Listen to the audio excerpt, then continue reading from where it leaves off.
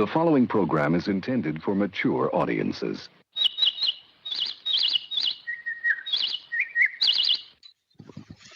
People of Earth, attention. People of Earth, attention. This is a voice speaking to you from thousands of miles beyond your planet. People of Earth, attention. People of Earth, attention. This is a voice speaking to you from thousands of miles beyond your planet. Look, I love Gary. He's fantastic. Good job you're doing. Boy, what a good reputation. Thank you very much, Gary. And you're listening to the Martian Revelations. Strap inside. Go to www.thefacesofmars.com. That's www.thefacesofmars.com. According to a new report in the New York Times, the U.S. government may have physical evidence of, and we're quoting, off-world vehicles not made on this earth. And as I say, in the words of the world's greatest detective, how often have I said to you that when you have eliminated the impossible, whatever remains, however improbable, must be the truth. Surely the days of the great Martian revelation are upon us. Which nobody has ever seen before. When China looks at woke and they see the biggest problem we have is Dr. Seuss, in the meantime, they're building factories and trying to kill us in so many different ways. They laugh at us. They think we're so... Frankly, they think our country is stupid. I want to do what's right, and they are destroying our country. Those motherfuckers!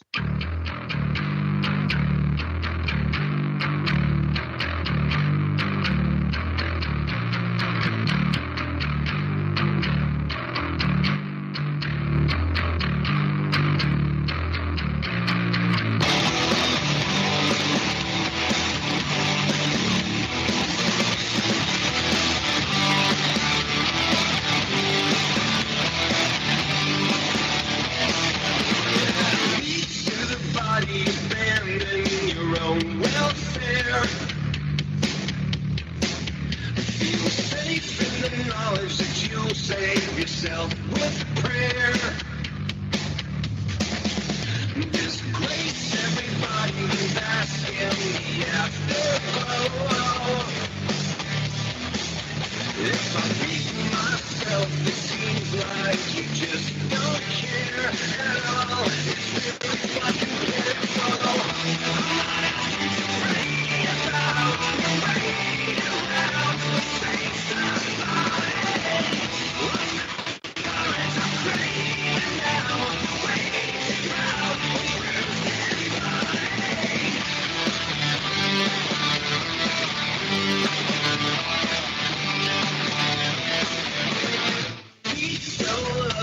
Led me into despair.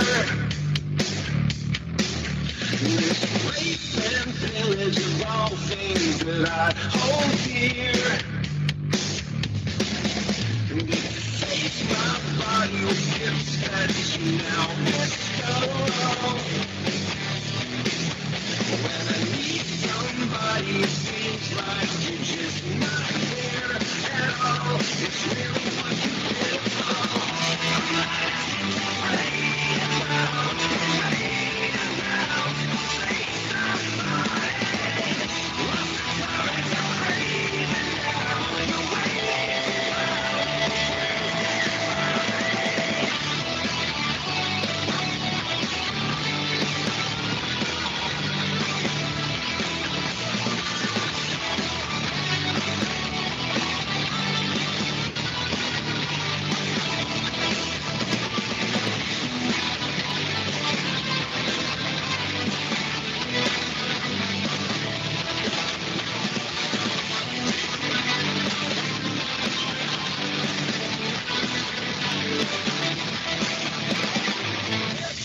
embodied emotions are all laid bare. So please tell me, when will I wake from this new nightmare?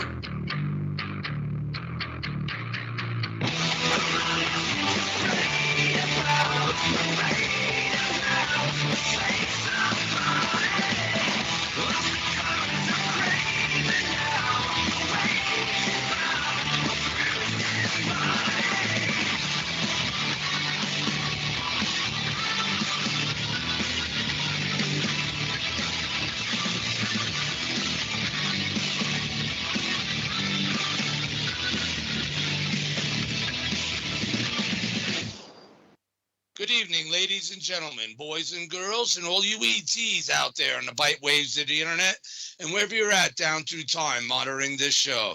I'm Gary Leggiere, the Mars Revealer, known also as the Mad Martian, and I'd like to welcome you all to the Martian Revelation that is upon you all again now. Welcome to the Bazaar. And today is July 31st of 2021. Or August 1st, depending upon your time zone, as this airs through time.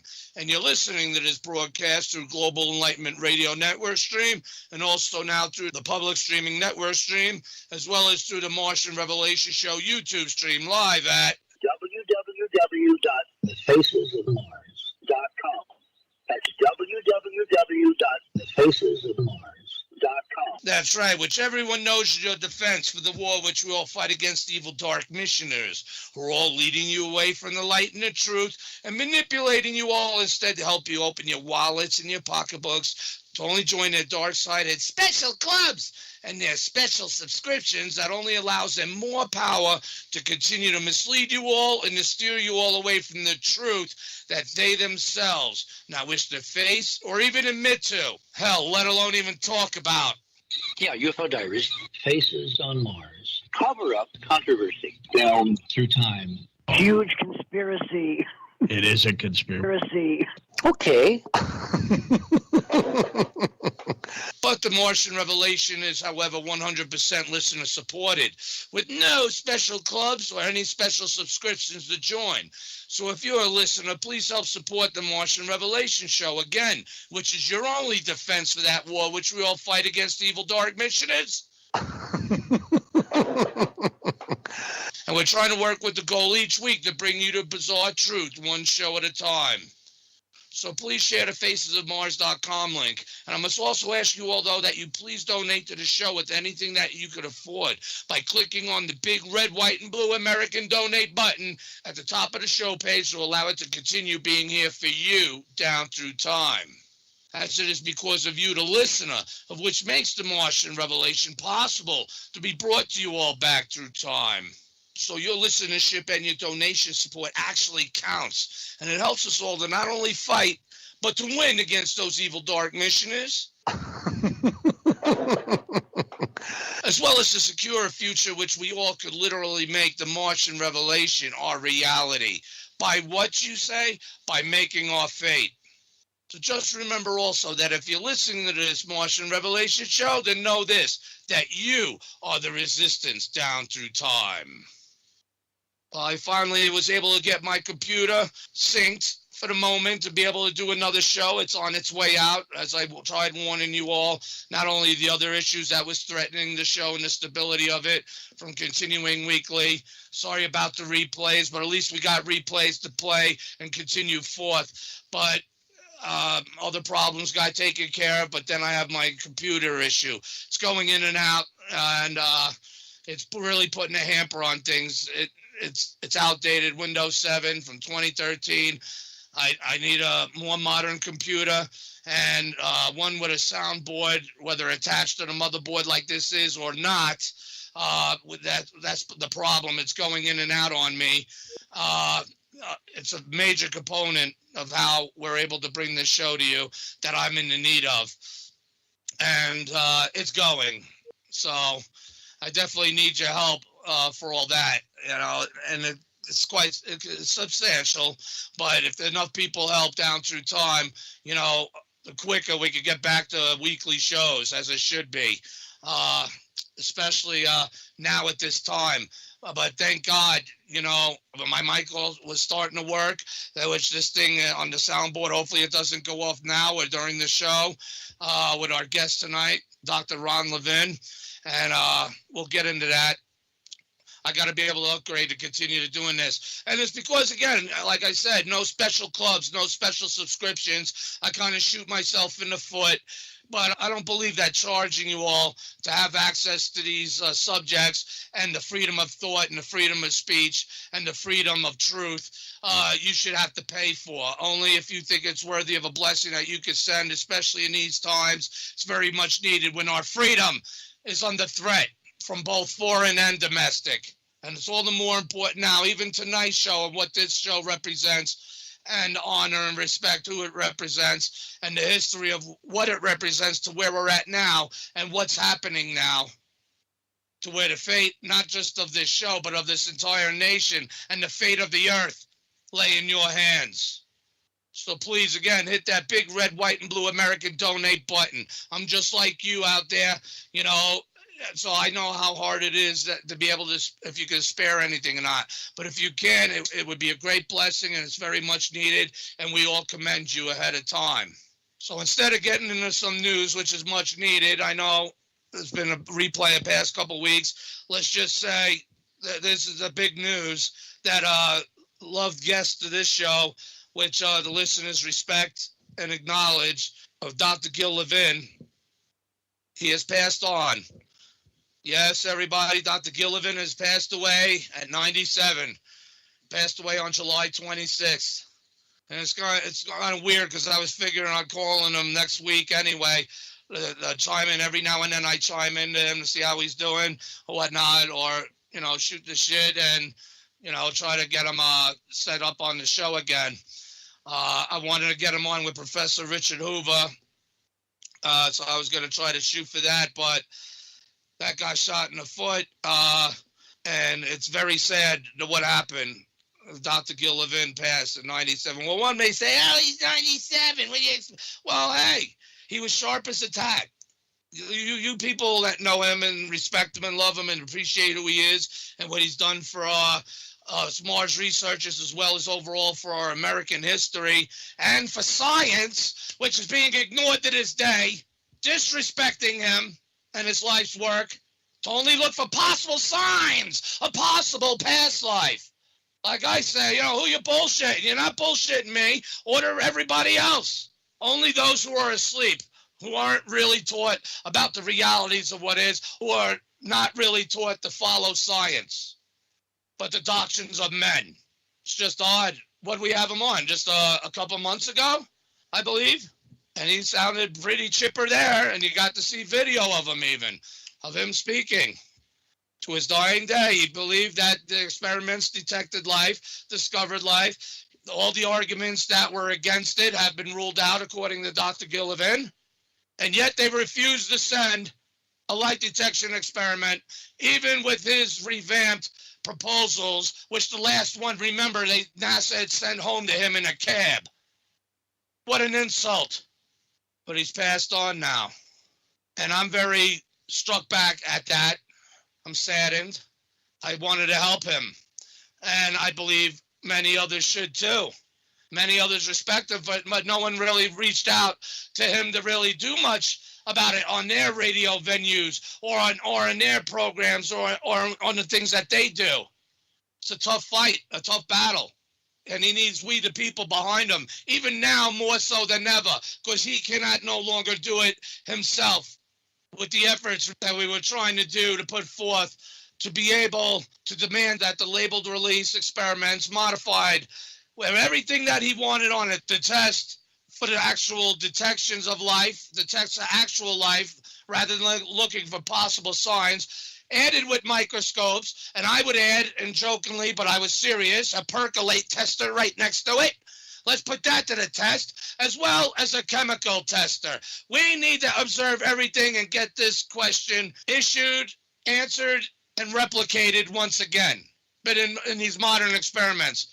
And like Dr. Gil himself always used to say, there's no better technology than the labeled release experiments that's still used here on this earth to this day. They refuse to do it. I don't want to take too much time ranting because we're on a tight schedule tonight. So I want to honor Dr. Gil Levin, his life, his words, so you all could hear. I want to play an interview I did with him in 2018 of April, and we get into a lot of issues. And he describes what went on, how it went on, why it went on, what was discovered, how it was discovered, and what happened after the fact. And to this day, NASA and other international space agencies have also basically kicked the bucket, blackballed the subject, at least publicly, from public purview of actually going to Mars and doing the correct experiments on board that would only validate and vindicate Dr. Gil Levin and others now. What is that turtleneck snail pace speed policy agenda that we all know and realize on this show that's in place? It's not about science. It's not about getting to the truth.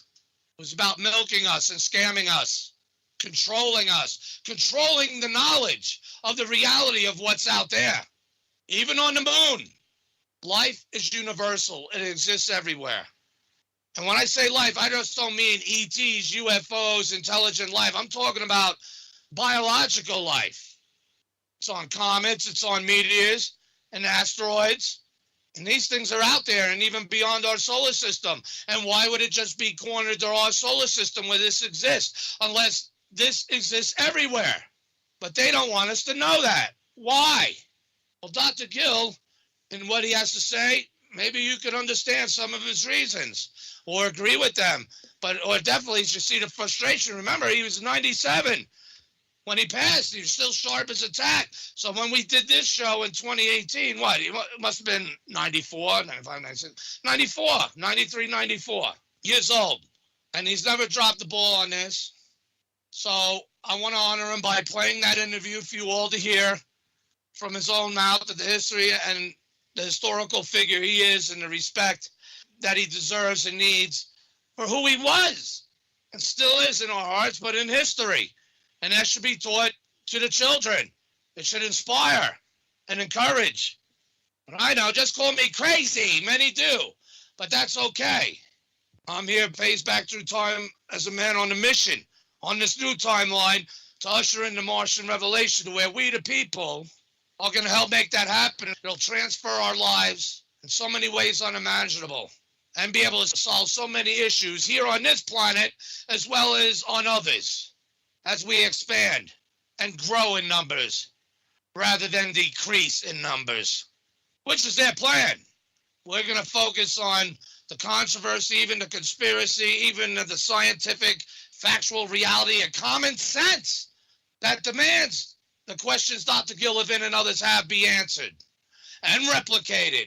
He's been patient for, almost 50 years.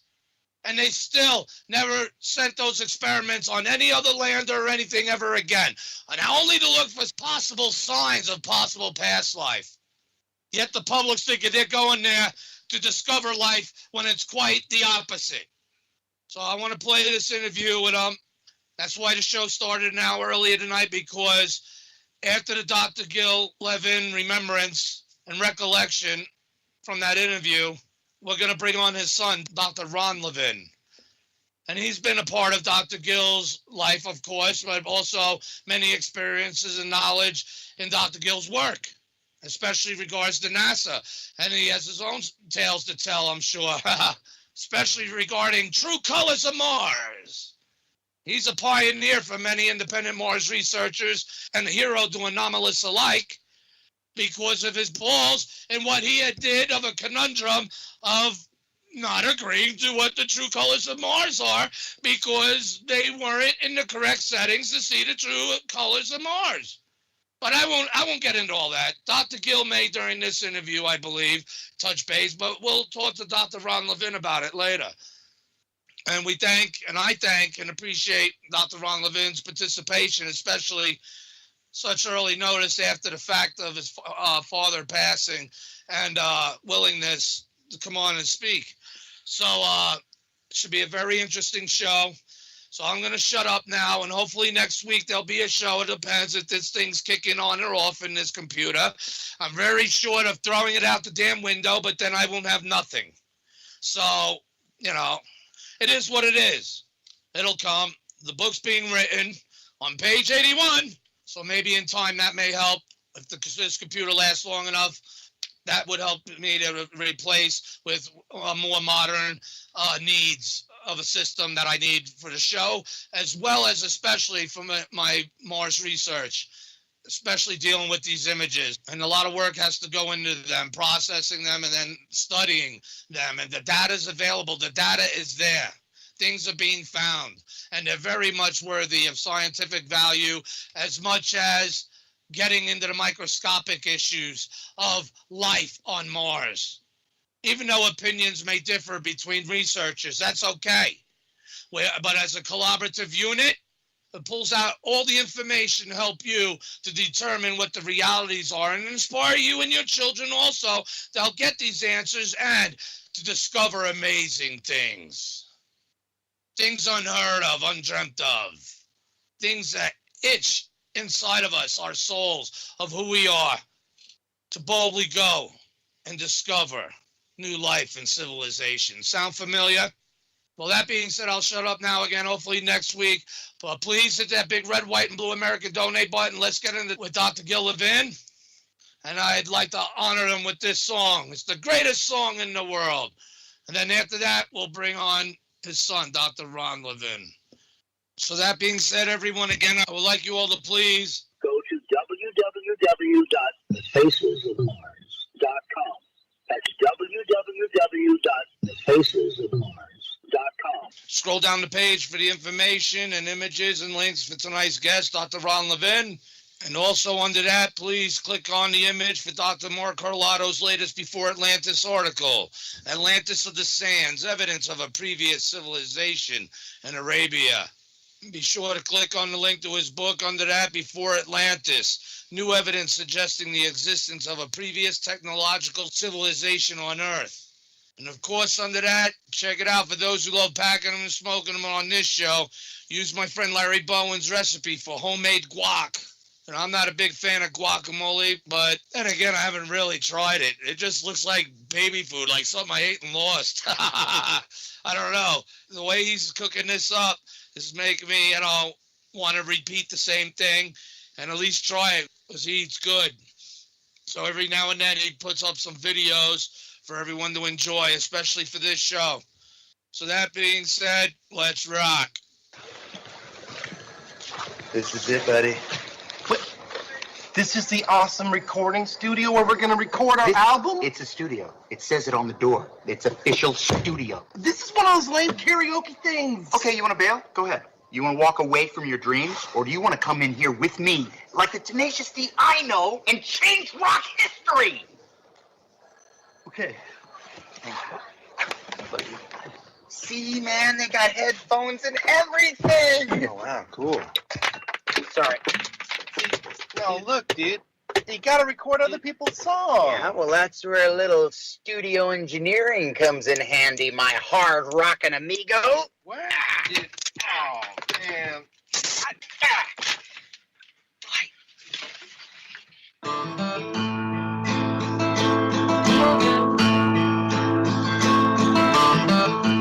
This is the greatest and best song in the world.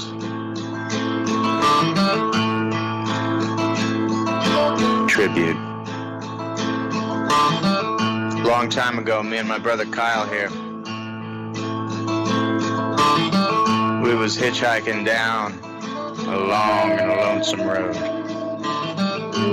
All of a sudden, there shined a shiny demon in the middle of the road. And he said, "Play the best song in the world, or I'll eat your soul." Well, me and Kyle, we looked at each other, and we each said, "Okay." And we played the first thing that came to our heads. Just so happened to be the best song in the world. It was the best song in the world. Look into my eyes and it's easy to see. 1 and 1 make 2, 2 and 1 make 3. It was destiny. Once every 100 years or so, when the sun doth shine and the moon doth glow and the dust doth blow. Needless to say, the beast was stunned. A whip crack went his trumpet tail, and the beast was done. He asked us, "Be you angels?" And we said, "Nay, we are but men." Rock.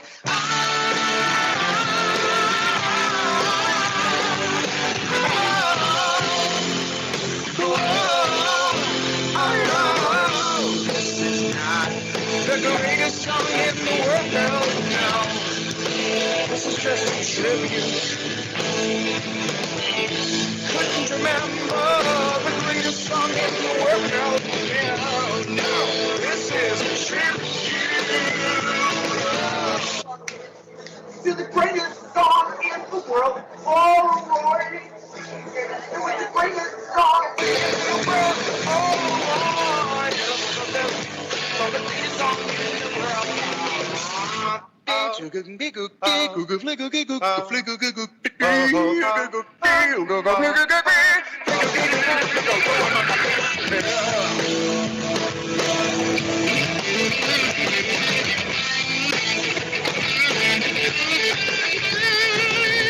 And the peculiar thing is this, my friends, the song we sang on that fateful night, it didn't actually sound anything like this song. It's just a tribute. You gotta believe me, and I wish you were there. Just a matter of opinion.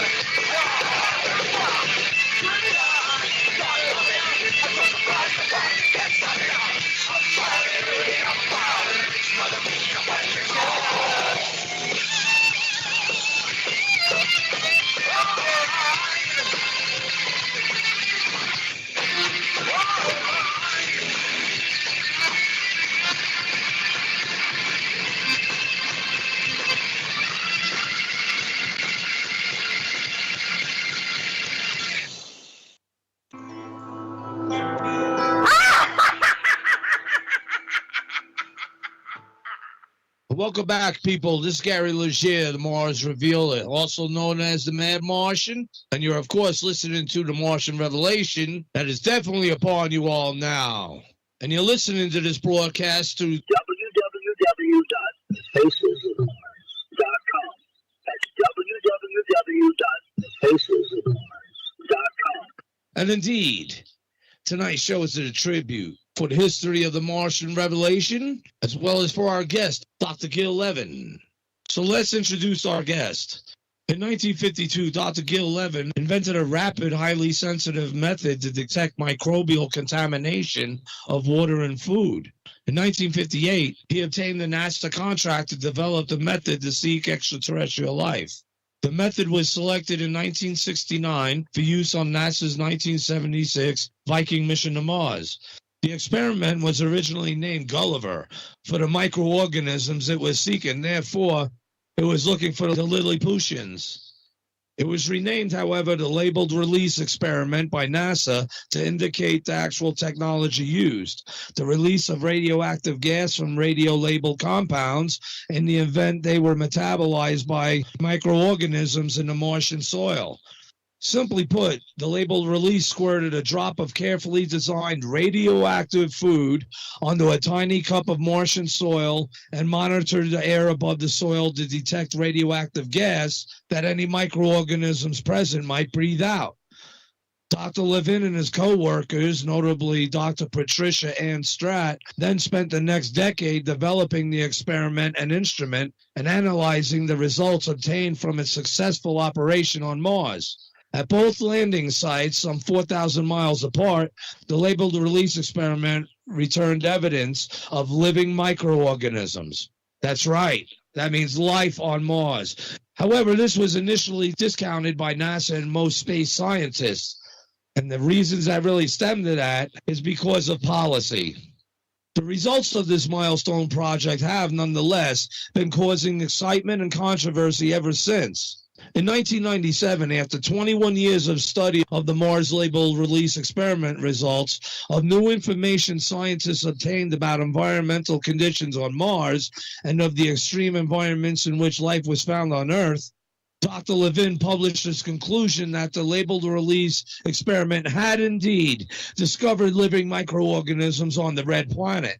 However, many attempts since then have been made by other authors to explain the Mars labeled release experiment results as having been caused by a chemical or physical reactions between the labeled release nutrients and the soil.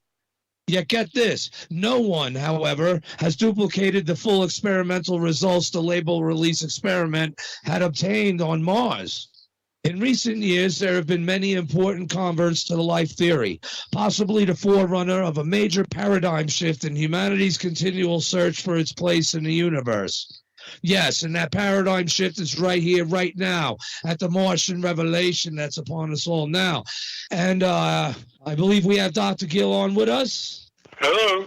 All right, Dr. Gil Levin, thank you very much for being with us today. And I got to say, it's been, 12 years since you and I last talked on this show. It was in 2006 on WMEL, I believe.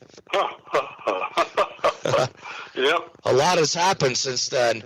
But again, thank you for being on. I'm glad you're still around. That's for sure. And, it's a very interesting life you've had. Tell us about yourself before we get into the nitty-gritty of everything. What were your interests? What got you into the fields of research that ultimately led up to where, you were to go in history? Okay, well, let me first tell you the most important thing in the last 12 years. It is that NASA has failed to send an experiment to look for life on Mars. It is now 41 years since NASA has declined all proposals to look for life on Mars. Several of them my group proposed to validate our experiment, which in 1976 got a positive response. So that's the big news, that for 12 years, NASA has refused to do science. Right. Now, speaking of science, what got you interested in science as a kid? Or did it start as a child, or as you worked through your scholarly years? Well, I'll tell you, the thing that got me interested in Mars was my cousin. She became an elementary school teacher, and among the courses she took was astronomy. And one night, we were sitting on a bench in my backyard, and she pointed up at the sky, pointed out Mars to me. And she said, that's a planet, something like Earth, and some people believe that there's life on it. Well, that interested me, and I always kept that in mind. But certainly neither Mars nor astronomy were amongst my first interests. As I went through high school, my interest was really taken up by the English language, by journalism, by poetry, by literature, and I had a wonderful English teacher who really inspired me. To this day, even last week, I had a couple of poems published. You said a couple poems? Poems. Ah. And my interest when I graduated high school was to take journalism at Northwest University, which has a wonderful school of journalism. Uh-huh. But we couldn't afford it. So I had to go to a local school, and a friend of my brother's, who was a public health engineer, was visiting from North Carolina, and he met me, and we got to talking. I was just about to graduate high school, and he told me about this profession called sanitary engineering, or public health engineering, of which he was a practitioner for the state of North Carolina. And he also told me there was a guy at Johns Hopkins University in Baltimore, my hometown, who was tops at it, and I should go talk to him. So that's how I got off the track of English into engineering, because this guy completely convinced me. He was magic at convincing people. His name was Abel Woolman, and I went at his suggestion, took 4 years of civil engineering, and then took a master's degree in sanitary and public health engineering. and started out as a public health engineer. Oh. So I don't know, I'm raving on too long on this? No, not at all. This is historical, and you're definitely a figure in history that needs to go down with this legacy of Mars. Well, what happened was I went to work for the state of Maryland as a public health engineer, and that taught me something very important. It taught me to love oysters, because one of my jobs was going out on oystering boats with the fishermen and picking up a sample of the oysters to bring back to the laboratory to test for microbial contamination. And I pretty soon learned that to do that, you needed a very large sample of oysters. And a friend of mine knew how to do the magic of making oysters and wait several days for the answer. And by the time I got back to the swimming area, the microbial history of the water was just that, history of really no value.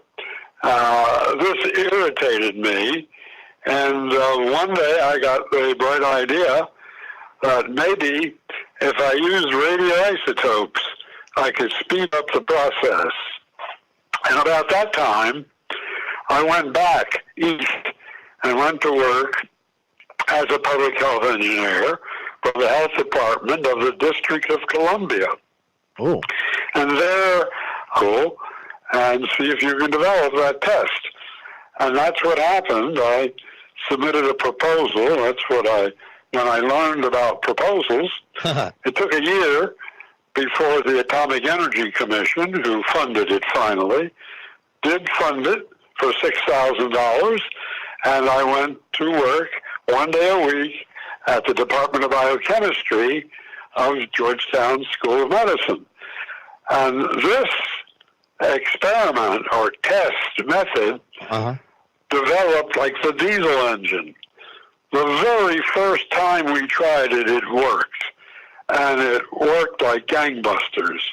Wow. So this started me off on writing a number of papers with colleagues whom I picked up to work with me about how you could convert a 2 or 3 day microbial test into one that took only an hour.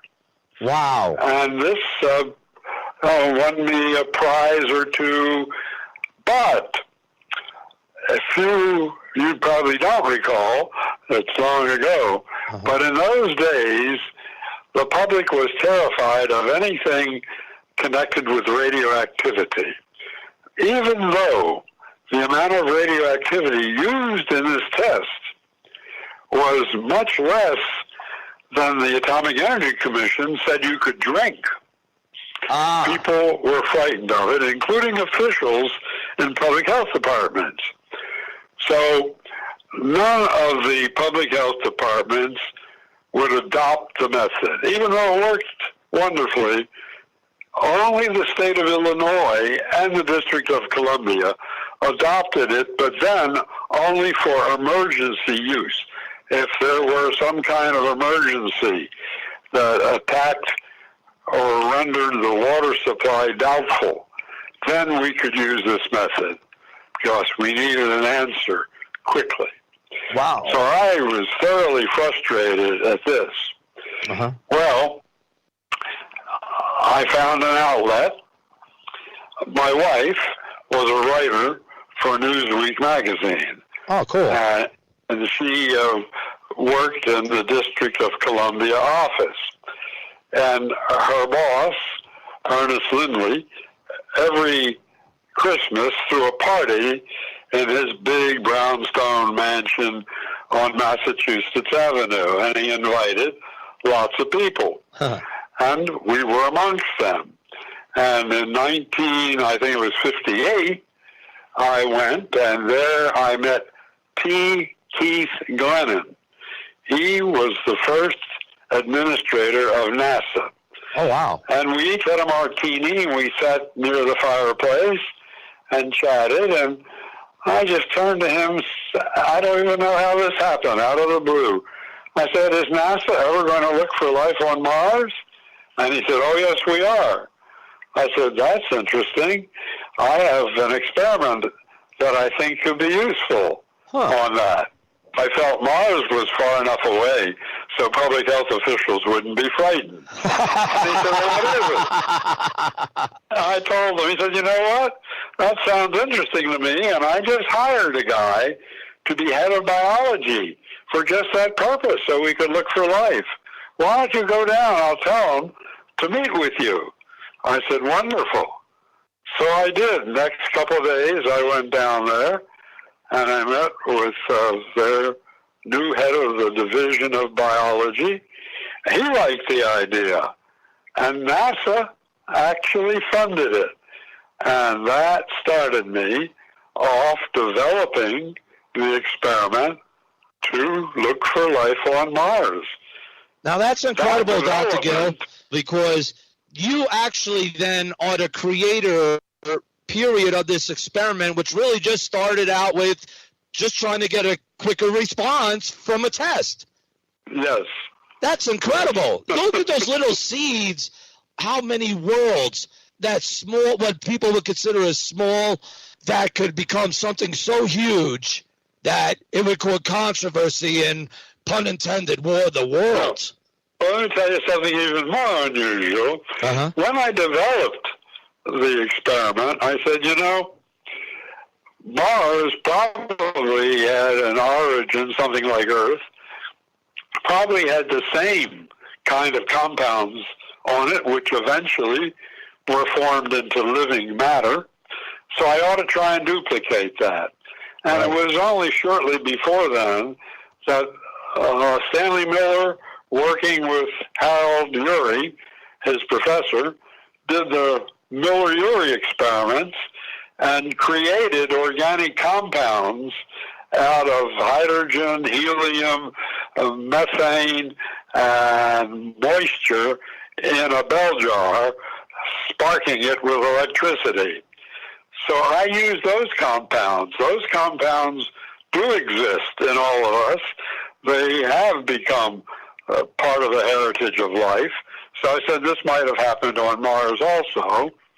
And further, at that time, and still today, there's a very simple test that's used that I was using in California to see whether Santa Monica Bay was contaminated. And it is, you take a simple sugar and make a broth out of it and inoculate it with some of the suspected water, incubate it at 37 degrees centigrade, and keep watching it.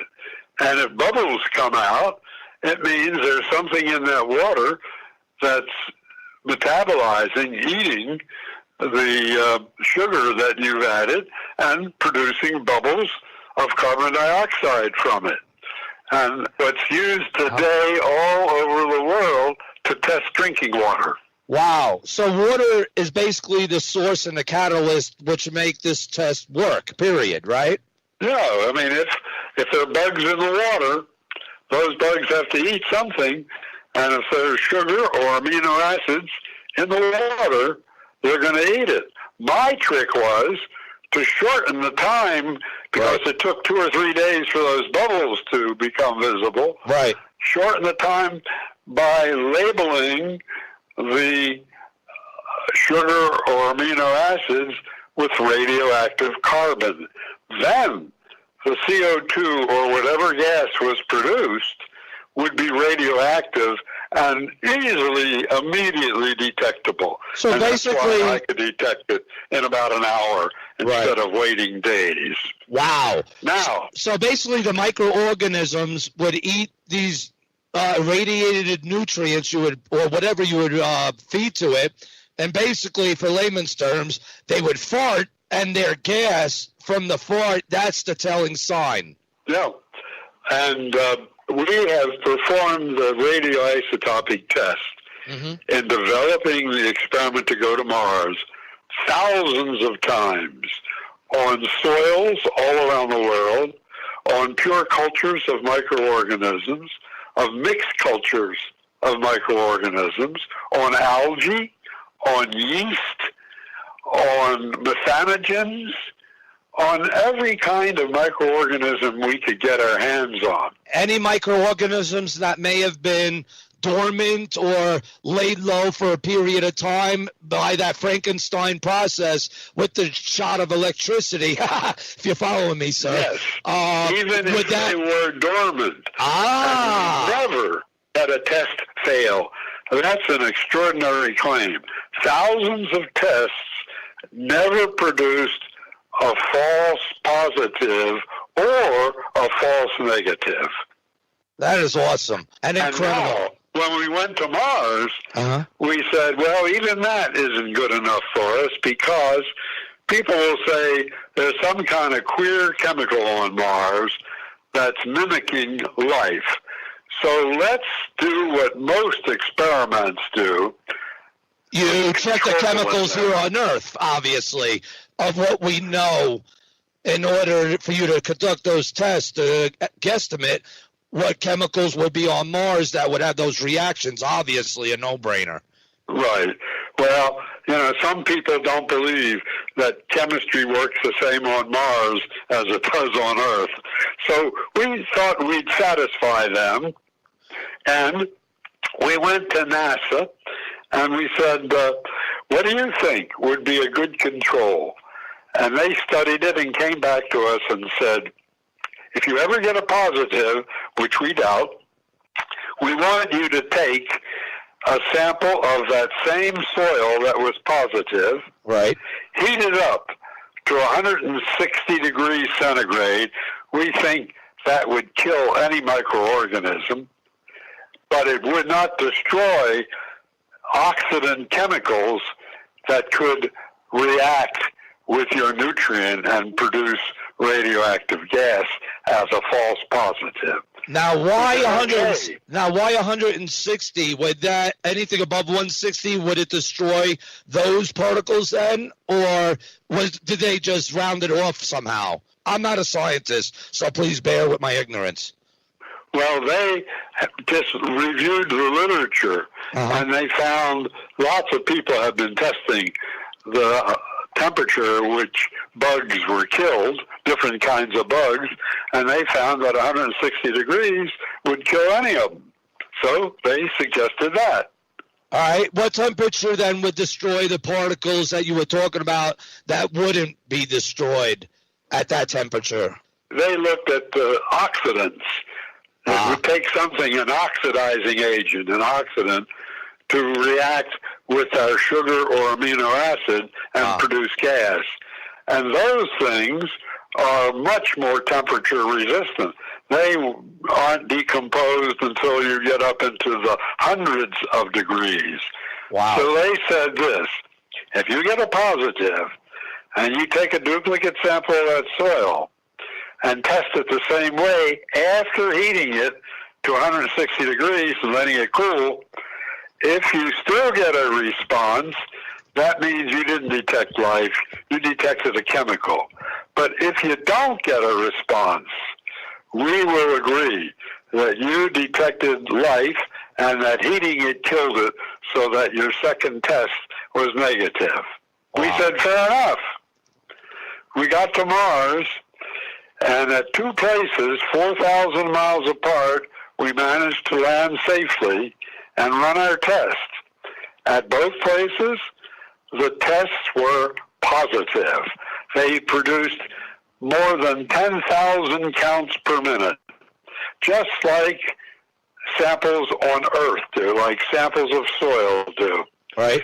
Then we went and cooked a duplicate sample to 160 degrees and fearfully tested it again. The result? Zero. We got nothing. So therefore you killed, the temperature killed the living organisms that were eating and farting out the evidence of their presence. Correct. Correct. We said, hooray. I sent out, got a bottle of champagne and a cigar. Oh, yeah. But NASA said, whoa, you know, we said 160 degrees, but it could be that there's some chemical there that's destroyed by 160 degrees that's making your response. So we don't buy it. We don't believe you. All right. Now, for them to say that, then did they know or have any application or tests or methods that would prove chemicals here on Earth can do that, especially at those temp ranges? In 41 years of much testing, they've never found anything that would produce a response, any chemical that would produce a response at room temperature and then after being heated to 160 degrees produce no response. They kept saying, well, there might be something like that on Mars. So what we did then was say, okay, if you don't believe 160 degrees as separating life from chemicals, what would you believe? And I got the team to write it down on separate pieces of paper. And my life detection team of NASA people wrote down their suggestion. Strangely enough, each of them wrote down 50 degrees centigrade. I said, okay, you're saying 50 degrees centigrade destroys the response, you'll then believe it's life. They said yes. I got the engineer at JPL, and I said, can you reduce the heater so it only does 50 degrees? He said, I'll try. So he did. And we ran the test. We did not get down to 50 degrees. We got 51 degrees, and there was essentially no response. There was a little jagged line, only 10% as high as the response that wasn't heated. So we said, isn't that pretty good? And they said, well, we don't know. We don't understand that little jagged line. Do it again.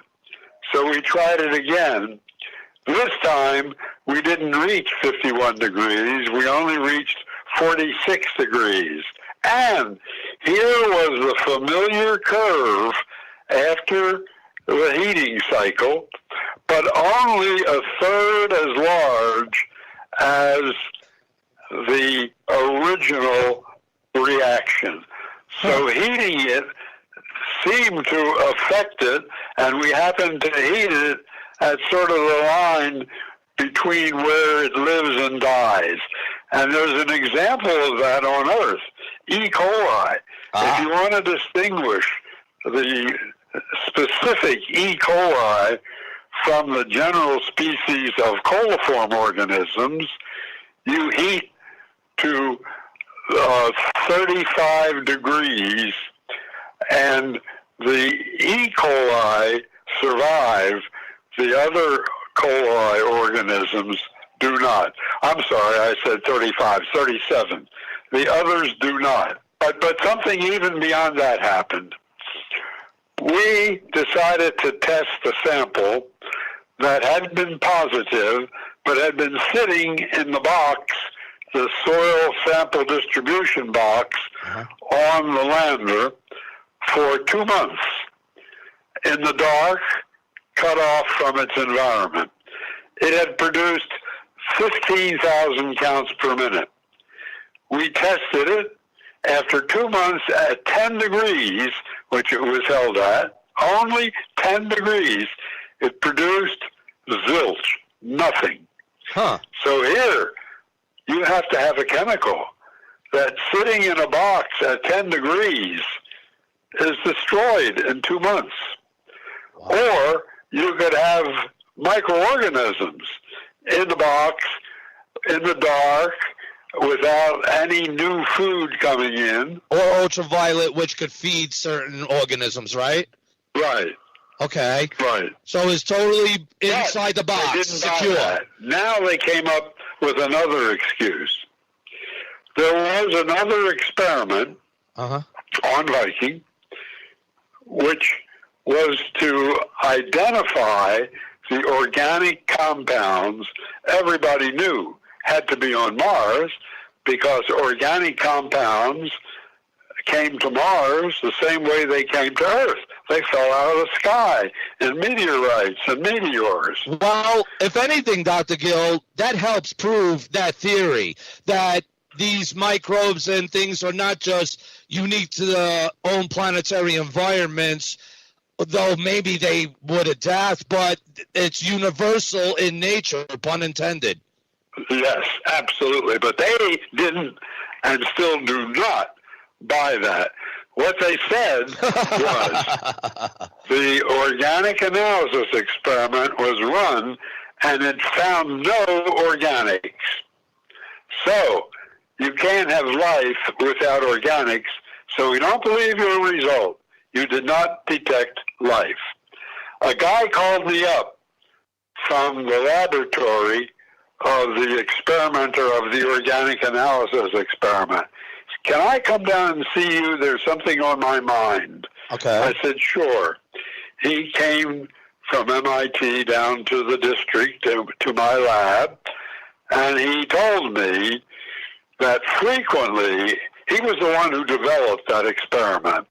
Frequently, it did not detect organic matter in soil on Earth, and that it really shouldn't have been sent to Mars. Anyway, I published pointing out that this experiment was not ready for Mars, and the only result was the guy who came to see me got fired. I did not believe it. Now, curiosity has found complex organics on Mars. Right. And they still don't buy it. They don't even buy that for their previous excuse in the past for what they're finding now? That's right. All their previous excuses are gone. Ridiculous. But they still say no because most people don't believe it. Oh, my gosh. That's incredible. It's incredible. And since then, we've had guys like Richard Hoover find evidence of once living microorganisms in pieces of meteorites he's found from many different places on Earth. So, as you said, it looks like there's very strong evidence now that life comes from outer space, that it's in these rocks that fall on Earth, on Mars. And that any place that could support life will be hit with these meteors in time and will become infected with life. It now seems to me it would be extraordinary if Mars did not have life. We know terrestrial life can live under Martian conditions. Right. And, you know, how could there not be life on Mars? Yeah, true. Especially in the Goldilocks zones, people. So ponder that. Life detected on Mars. NASA doesn't like the answer. People getting fired. And it's only just begun. Again, pack them and smoke them. I'll be back. Don't run. We are your friends.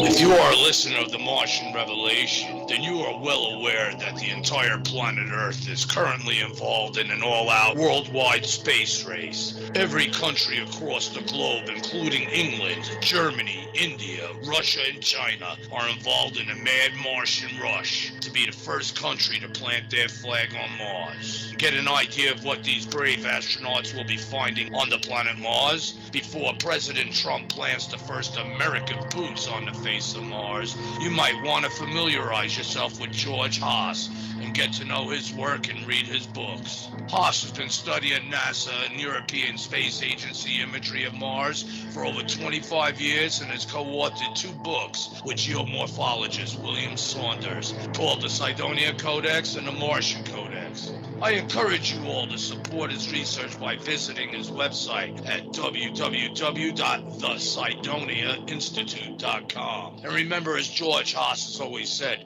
through NASA's own pictures, the truth will be revealed.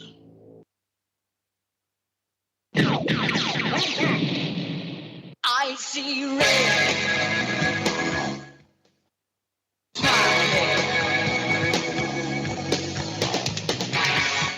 There must be something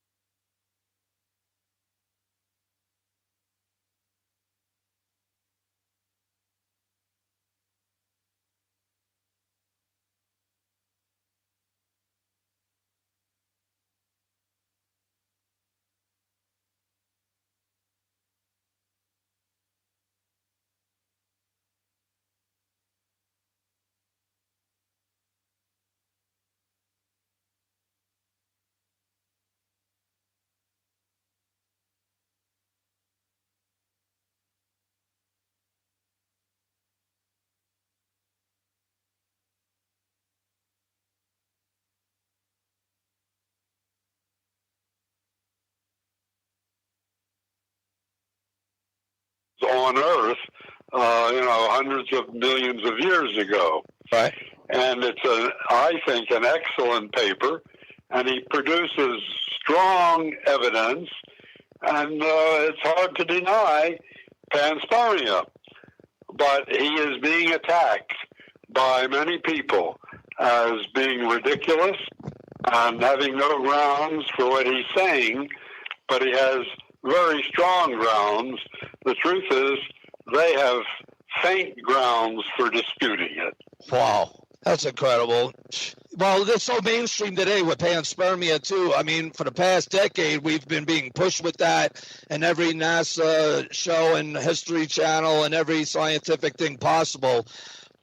See, to me, Dr. Gill, sir, as I told you many years ago on this show, again, no offense, I feel that you were screwed over, and also that we, the people, were screwed over.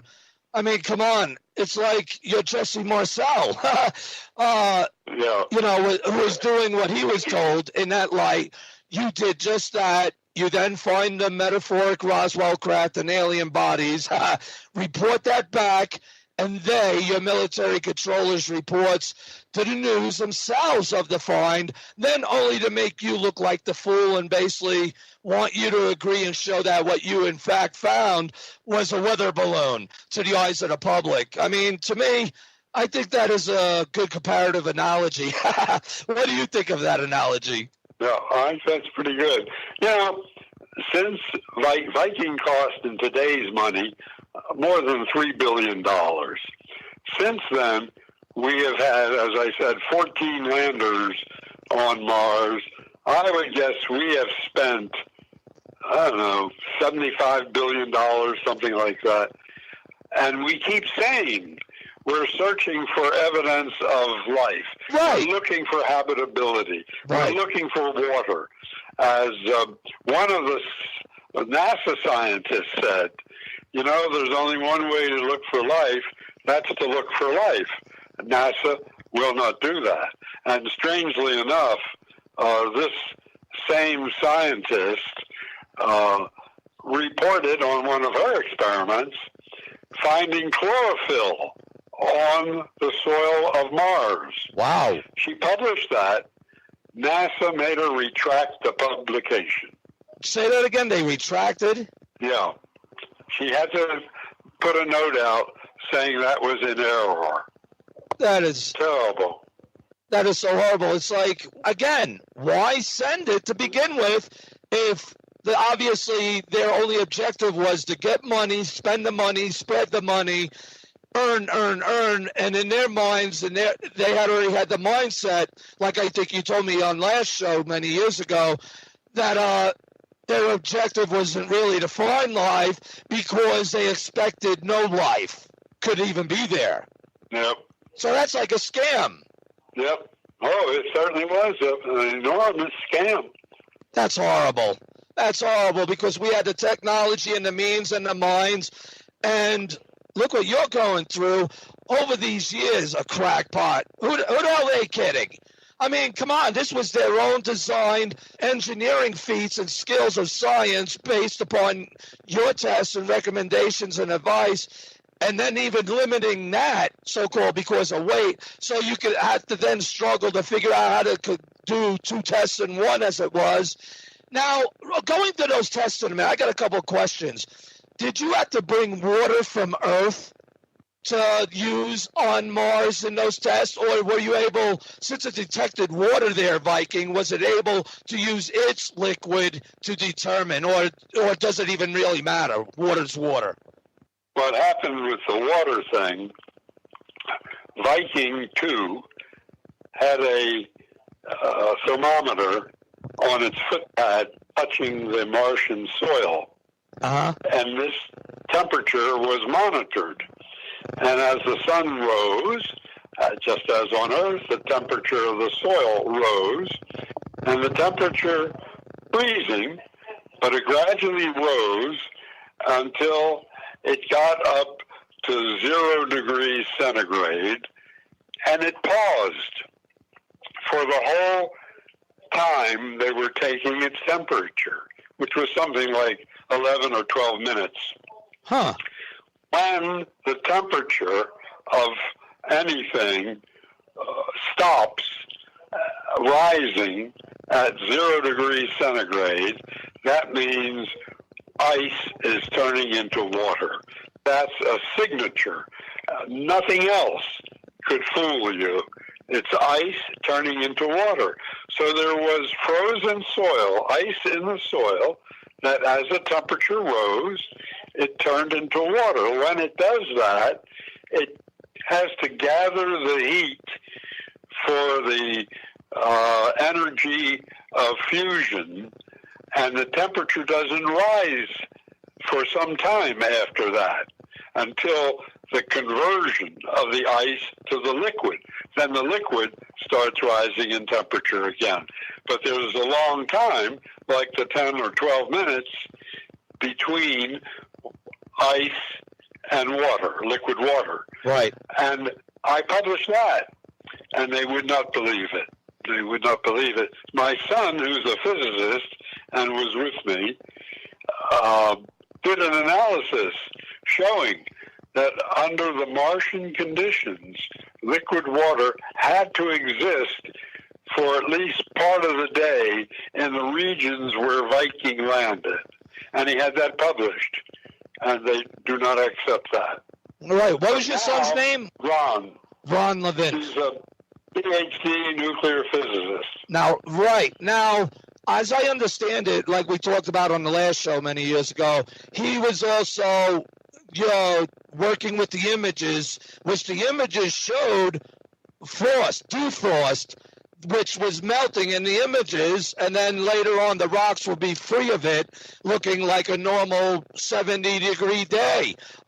So that is a visual evidence for the people to compare to, correct? That's a whole other story, and it concerns life. What happened was, when the first color picture came down from Mars, we all looked at it at JPL, astonished. It looked like Arizona. Had a blue sky, too, right? Yeah, the soil was sand-colored. There were green patches on some rocks. It looked normal. Within an hour, less than an hour, the picture was changed. And I've since determined what happened. The Jim Fletcher, the NASA administrator, gave orders from Washington to change that picture and make Mars horribly red. And they did that. And my son saw that happening. He went around to each of the monitors in our area of JPL and turned it back to Arizona. That's balls. So we know the real picture. They all said the sky is red, the land, and blah, blah, blah. But now we know that's not the case. The sky frequently has dust in it. Right. But when it's clear, like any sky, it's blue. All skies must be blue because of the law of scattering. Huh. The blue shows. And to say that the sky is red, again, shows that you don't know your science. Wow. So it wouldn't be because of different materials or chemicals in the air that could change the color then. Again, blue is universal. If you had, say, chlorine in the sky, that would be yellow because it's yellow. But any clear gas, like carbon dioxide, carbon monoxide, anything likely to be in the sky, anything detected in the sky of Mars, we know it's there, is fully transparent, and when viewed under sunlight, the sky looks blue. That's incredible. Now, you also said many years ago that the NASA officialdom came, scolding you to basically take control of your son, as it was when he was doing this. Like you were coming on the flack for him doing what he was doing, which was the American thing to do. Yeah, right. It's amazing. There's just been an utter perversion of science in this all these missions to Mars. Huh. Now, well, it's politics then. Like you said in the past and elsewhere, then why does politics dictate the demands of science and the will of the people are dictated to a place where we, the people, are not able to know the truth or over the issue of life on Mars, past or present? I mean, what can we do to force the politics out of the equation? I think what happens, the new experiments take tremendous funding and large teams. You can no longer do a significant experiment in a double boiler on your kitchen stove. And money is put in the hands of one agency. NASA virtually controls the money that's used to study Mars, and the many hundreds of scientists who are supported by NASA know they have to propose and execute programs that NASA approves of. And that's why, since NASA says it doesn't approve of direct experiments looking for life, they won't submit any. It seems like, again, they're milking the public and wasting our time, and yours, obviously, and others who dedicate themselves to get these truths.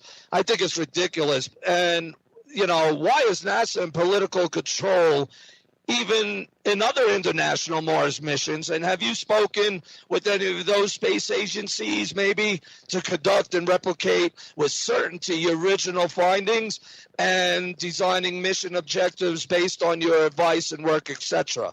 Yes.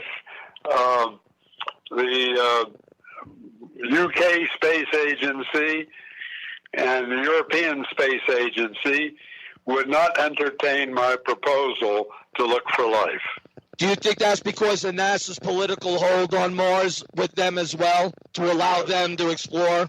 That sounds like that's it. So they're doing Pimp Daddy strong-arm tactics on the world, too. That's the situation. I hope it will change before long. Yeah, especially, while you're still here, to say, hey, I told you so. No. It's ridiculous. It really makes you wonder then what these Mars missions are really for. The purpose of mission, the sending of mission, the findings of mission, only to debunk their own mission. It's obviously not the scientific way. It is the controlled way. It is the policy way. But let's go to a break real quick, and we shall be right back. I'll be back. Don't run. We are your friends. The Ruins of Mars Trilogy by Dylan James Quarles. Available in ebook, paperback, and audiobook. Set against the turbulent backdrop of the near future, The Ruins of Mars Trilogy tells the story of a long-dead Martian civilization and the team of NASA astronauts sent to explore its ghostly ruins. Far from Earth, the crew must travel on a mission more perilous than any could have anticipated. What they find buried beneath the red sands of Mars will test them to the breaking point and forever change the course of human history. Dean Marshall writes, an awesome, thrilling, intelligent, well-developed adventure. 5 stars. Carolyn Evans says, a gripping read. After 40 years of reading almost every sci-fi piece that comes my way, I love this one for its originality. 5 stars. John Mickelson says, any sci-fi reader that enjoys Mars will not be disappointed. And even if Mars isn't your thing, it's still a great read. 5 stars. According to R.W. Beaulieu, The Ruins of Mars should carry a warning label. It's that difficult to put down. 5 stars. With over 50,000 readers and hundreds of reviews, The Ruins of Mars Trilogy is a modern sci-fi classic.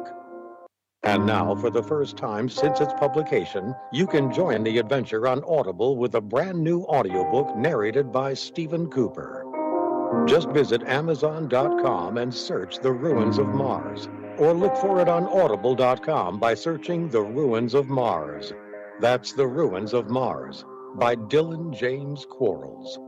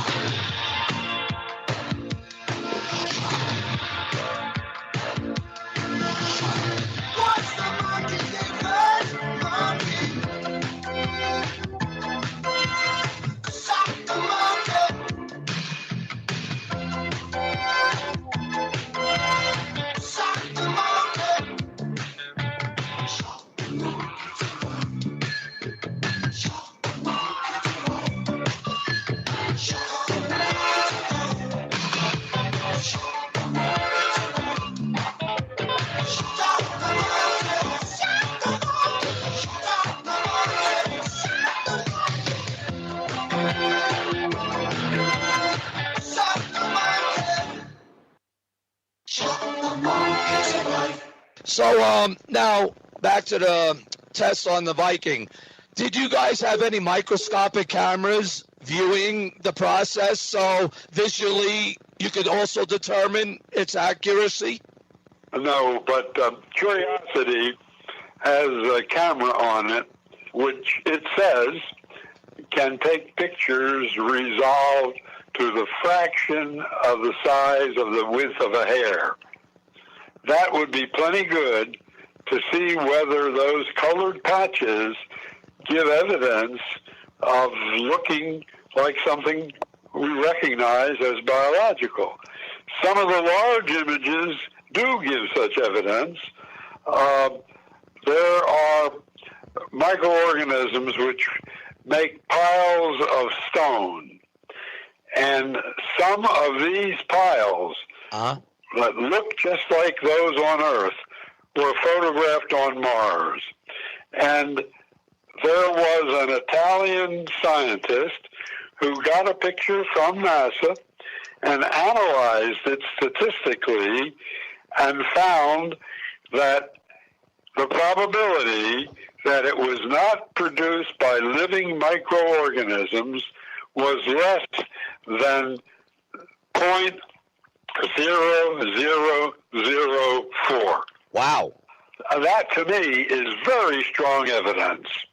Right, but that's in Curiosity. But how come in Viking did you suggest, hey, let's put a microscope and take a picture of our experiment to see if the labeled release was working visually as the results were giving us? Because you're working in the blind, except by the results you're getting, right? Without visual. Yeah, but you couldn't see. To use a microscope means you've got to somehow pick up a sample, manipulate it to put it on a slide with a cap so that it can be seen. It was proposed originally for Viking, but it was rejected because it was too mechanically difficult. Well, I don't know about that. I mean, you guys are smart and they're smart. I think it could have been done. That's like them denying your other request for the secondary tests. It just takes more time. It's a timing thing, you know, an engineering feat. It wouldn't probably cost that many more pounds on the mission. Certainly by much that would make it a drastic, effort to get off the ground or not.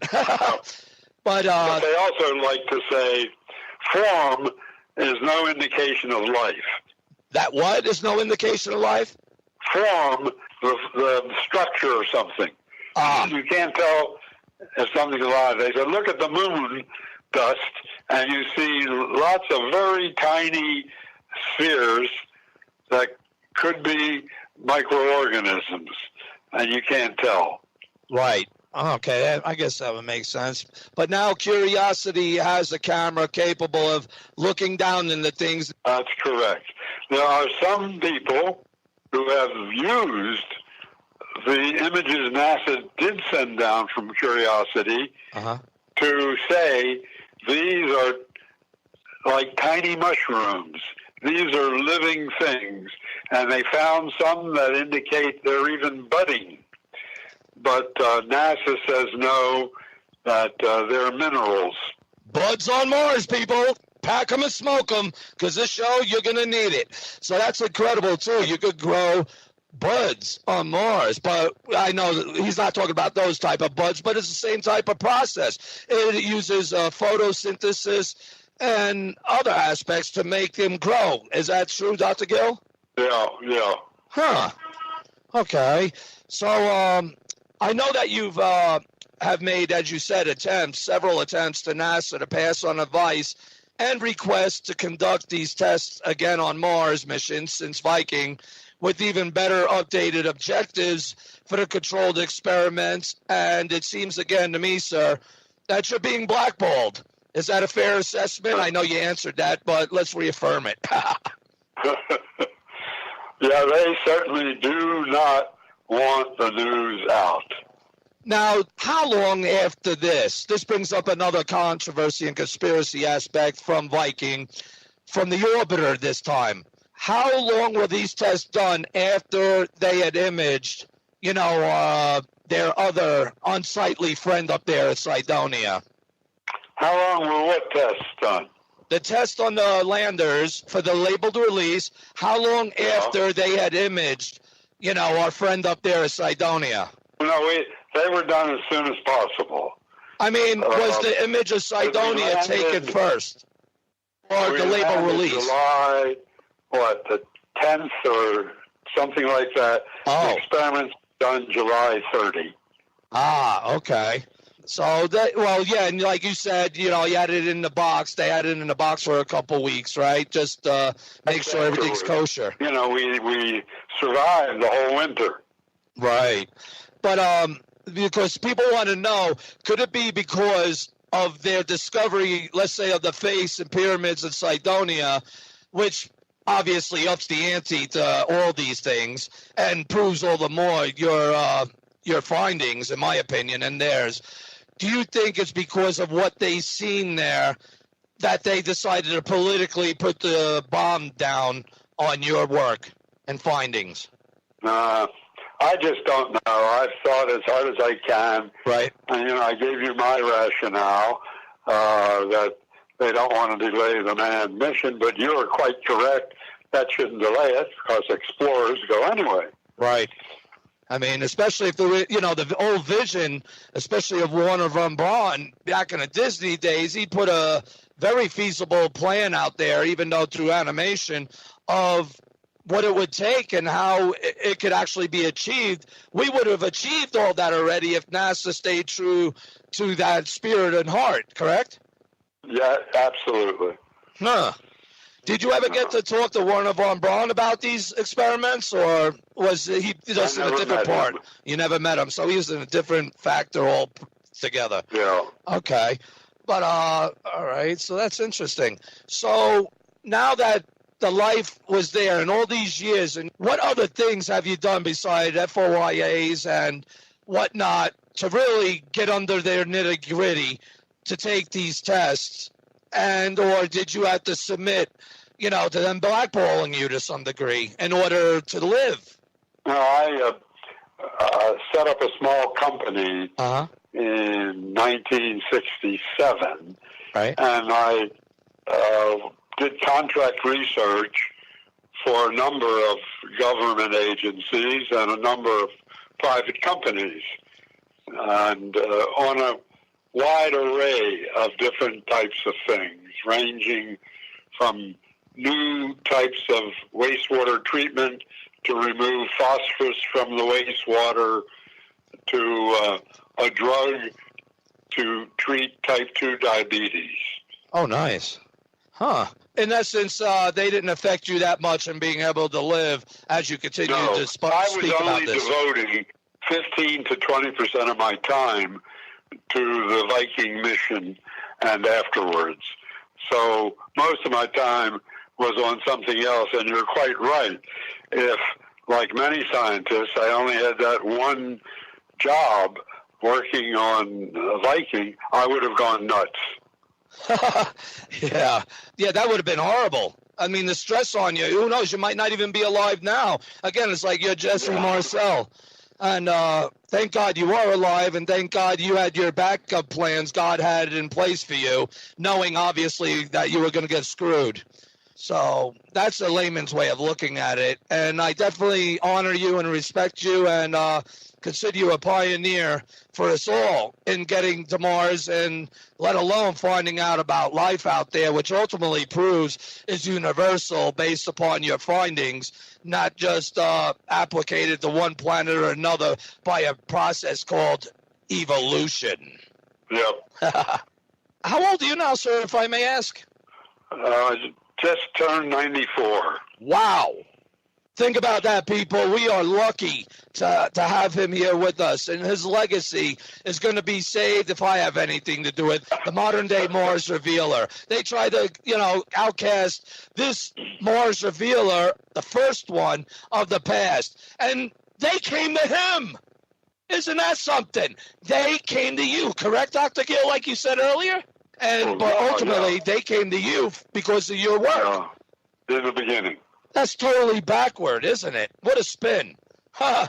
So basically, were you obviously you and NASA were only looking for life as we know it to determine life, or was there any other factors or experiments to help detect the other forms or factors that may or may not apply to show the presence of life, even if theoretical?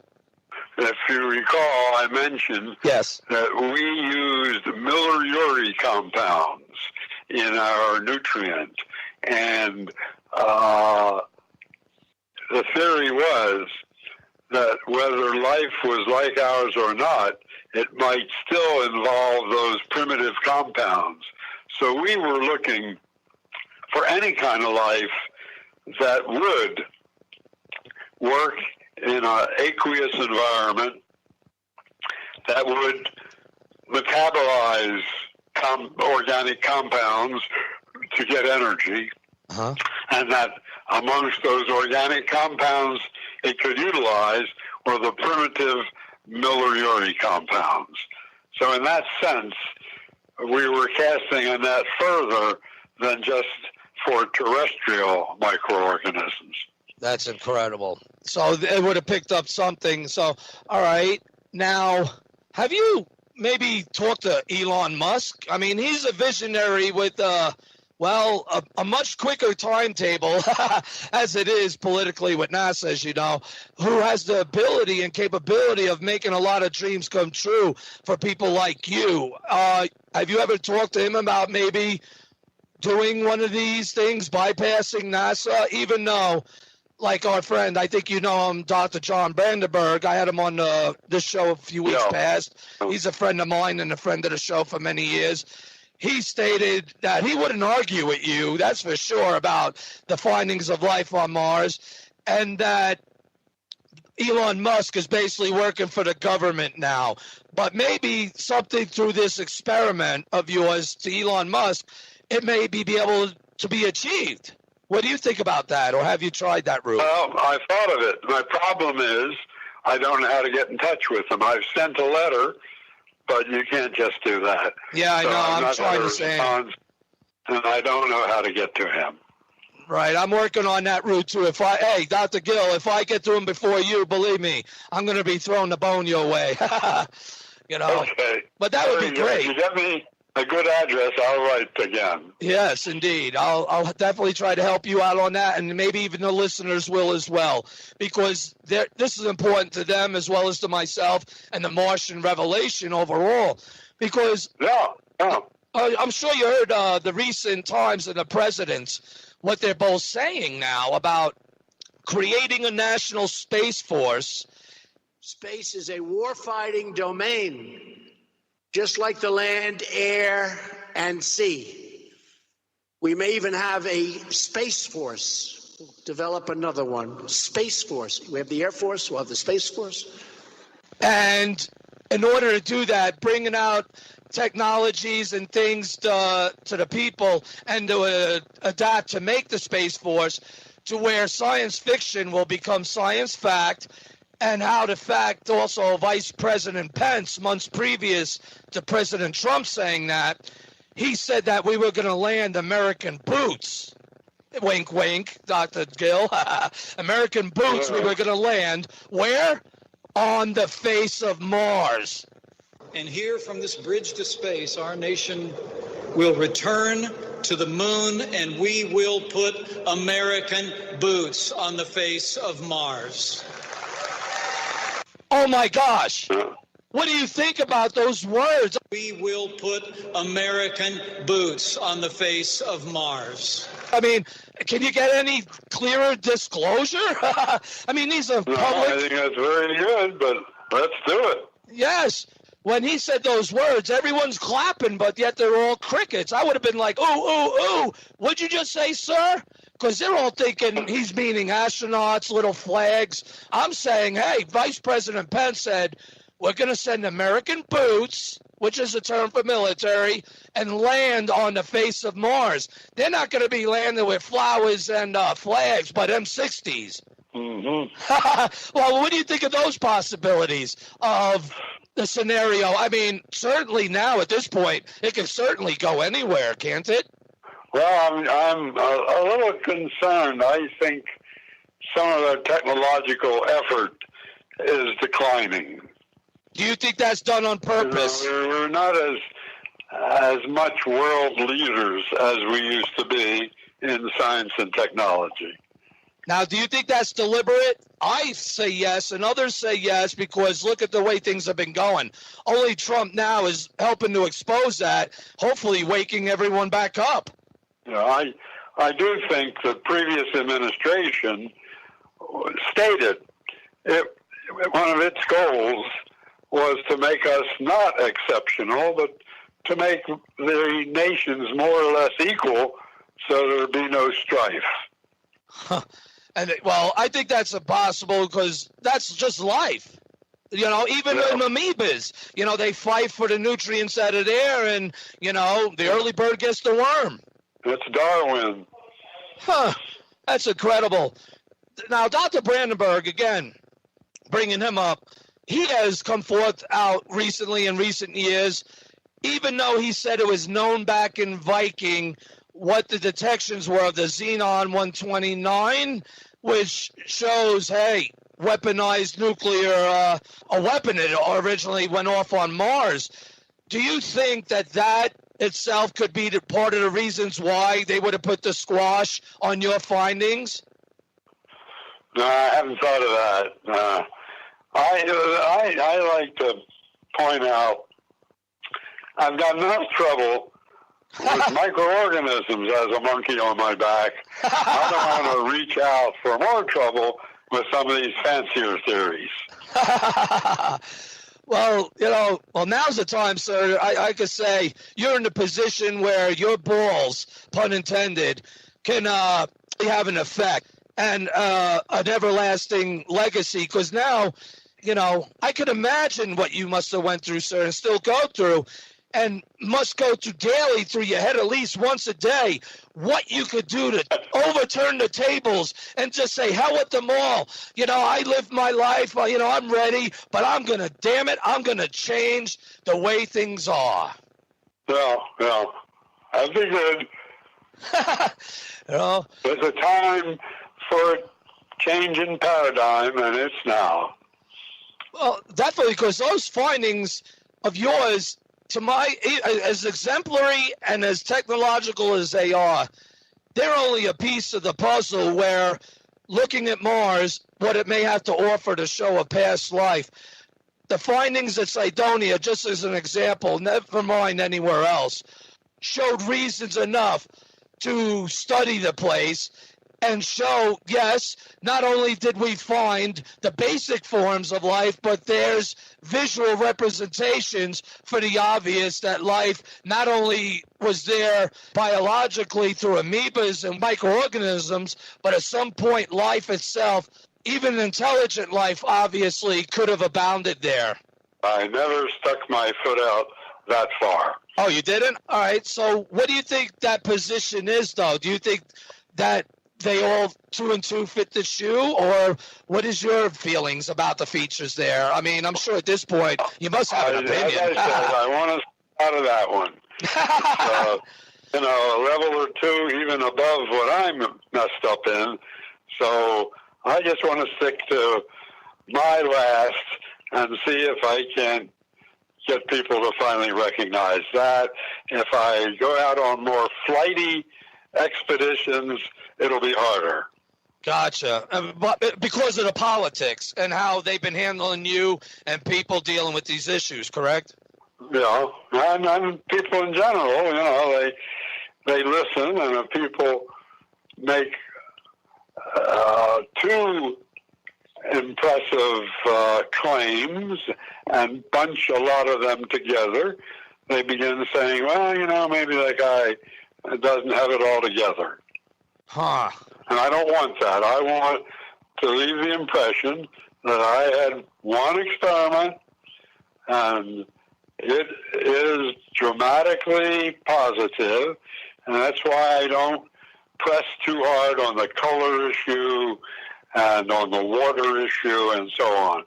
I'm just saying, if you've had an experiment that's run thousands of times, never been wrong, and is used all around the world as a method of keeping drinking water safe and doesn't even use a control, and you did, you've got very powerful evidence, and that ought to be enough to convince. And that's what I'm working on. Right. All right. Well, I can respect that, sir. I can respect that. Again, you're in the heat of the middle of a, like you said, a regime.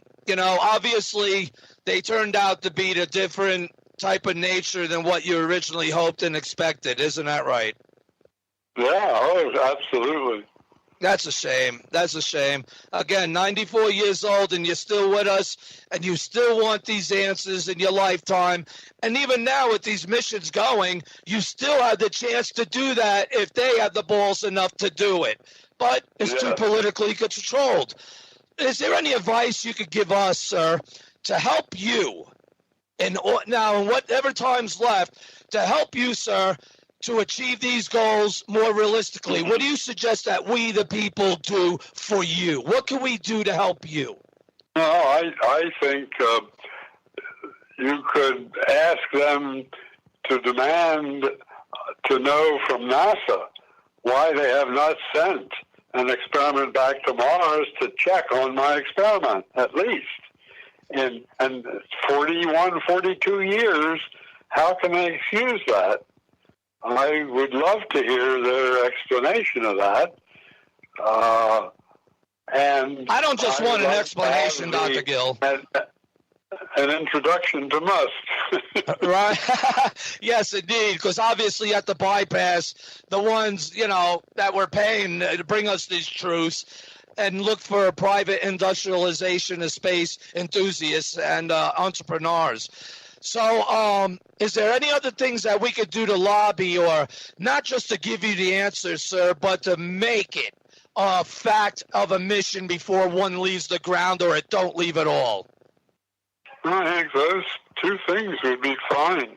Do you think that would be enough for them to say, okay, let's give them what they want and put it on board and send it? If the public rose up, they could insist and embarrass NASA into explaining itself and into running a mission. I say we talk to Elon Musk. People, what do you think of my idea here? And you too, Dr. Gill. Sending a mission specified and specifically for Dr. Gill's objectives and naming it, the actual mission, the Levin, or Dr. Gill. Oh, you know what they just did? They just launched a mission to Mars. Insight. Yeah, it's going to land, and what's it going to do? It's going to drill a hole in the ground, and it's going to listen for any seismic events. Yeah. They could have carried my experiment along with it. They deliberately do not want to know or to admit, I think they know, that there's life on Mars. Of course they know. It's a policy, just like Cydonia. I know, I respect your position there, but just like everything else that's fanciful in these people's minds that they want to call us crazy about, but yet their own data shows me, especially as I process their raw imagery, they never give out their imagery from the raw as they should. It takes someone like me to figure it out and others to bring these details out that they should be showing. That shows right there they're covering something. Why? Who cares? I mean, what's the big deal? The bigger than anything we see visually, like you said, is your science. And that's why I say we should name a craft, a mission specifically. Call it the Dr. Gill or the Levin. In honor of your memory and legacy. I think that would be part of the good political campaign we could give in pressuring NASA and others to answer Dr. Gill here. I mean, what do you think, listeners of the Martian Revelation? Do you think that Dr. Gill should have a mission named after him? And do you think he deserves to have those answers that he conducted his life with to help us? And only to make him a Jesse Marcel. Don't you think he deserves it? You deserve it, don't you, Dr. Gill? Oh, thank you very much. Well, indeed, we're going to make this happen. I'm going to try to make this happen, sir, because anything's possible today. Went there with the experiment. It's got to be called Dr. Gill or the Levin. I mean, those two are the most prime choices. And after what you've been through, sir, and this is now definitely in the archives for you and for the future of education. And, you know, hey, I'm being educated as well. I don't know everything, but I am an independent Mars researcher. I study, you know, the various missions, space imagery, and I'm an image analyst. So, you know, I know the type of things you're going through, but what just makes it so hard for me to really believe, and pardon the pun, it just pisses me off, is that you're getting more flack for your findings, and this is ridiculous. We really need to address this because, again, one of von Braun's initiatives early on to get us to Mars could have already been had. Dr. Gill could have went there with a microscope himself already by now and TV'd it back to Earth. And lo and behold, look where it's been. It's been stagnant. Our nation and even our world has been being dumbed down, but yet notice the governments are all following in tow there now. The space race is on. Would you agree to that assessment, Dr. Gill? We're in a new space race. Yeah. I'm sorry, go ahead. Very likely that the Chinese will go to Mars, do the life detection test, and be the ones that discovered life on Mars. Now, you said you did contact the other space agencies. Was China one of them? No. I'd be afraid to do that. Right? I'd wind up being interviewed by the special prosecutor. Well, yeah, I know. They already stolen the rest of our tech. I mean, what's the big difference on this? They already know now, obviously, how to do these tests for a mission themselves. You know, the Russians did invite me on their mission, their Mars 1996 mission, to submit my experiment. I did. It was approved. The State Department wrote a letter to the Russian State Department saying they were not permitting it. And they told me they weren't permitting it because it would reveal our technology.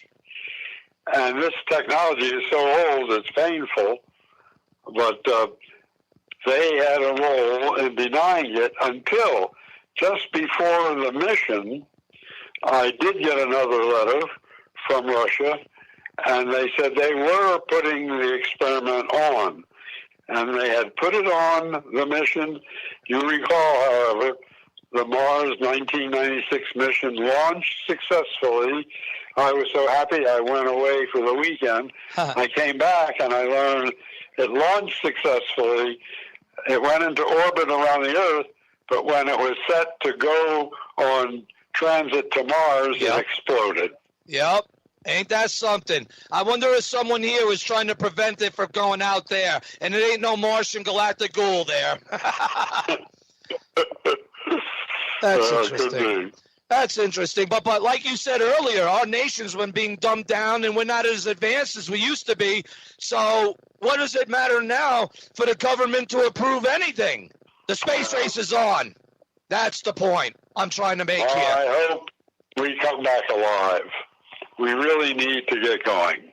Yes, I agree. And that's where President Trump comes in. Hey, Dr. Gill, why not send a message to President Trump? Or even better yet, Mike Pence, since he's now the chair of the Space Council. I have written to Mike Pence. Okay, and?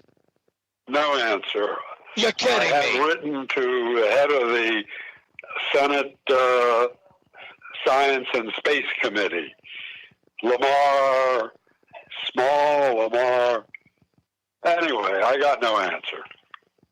That's incredible because Vice President Pence said a few weeks back that he had signed, as the chair now, he had signed with the DOD for them to open their space catalogs of the space situational awareness books, which to me says disclosure.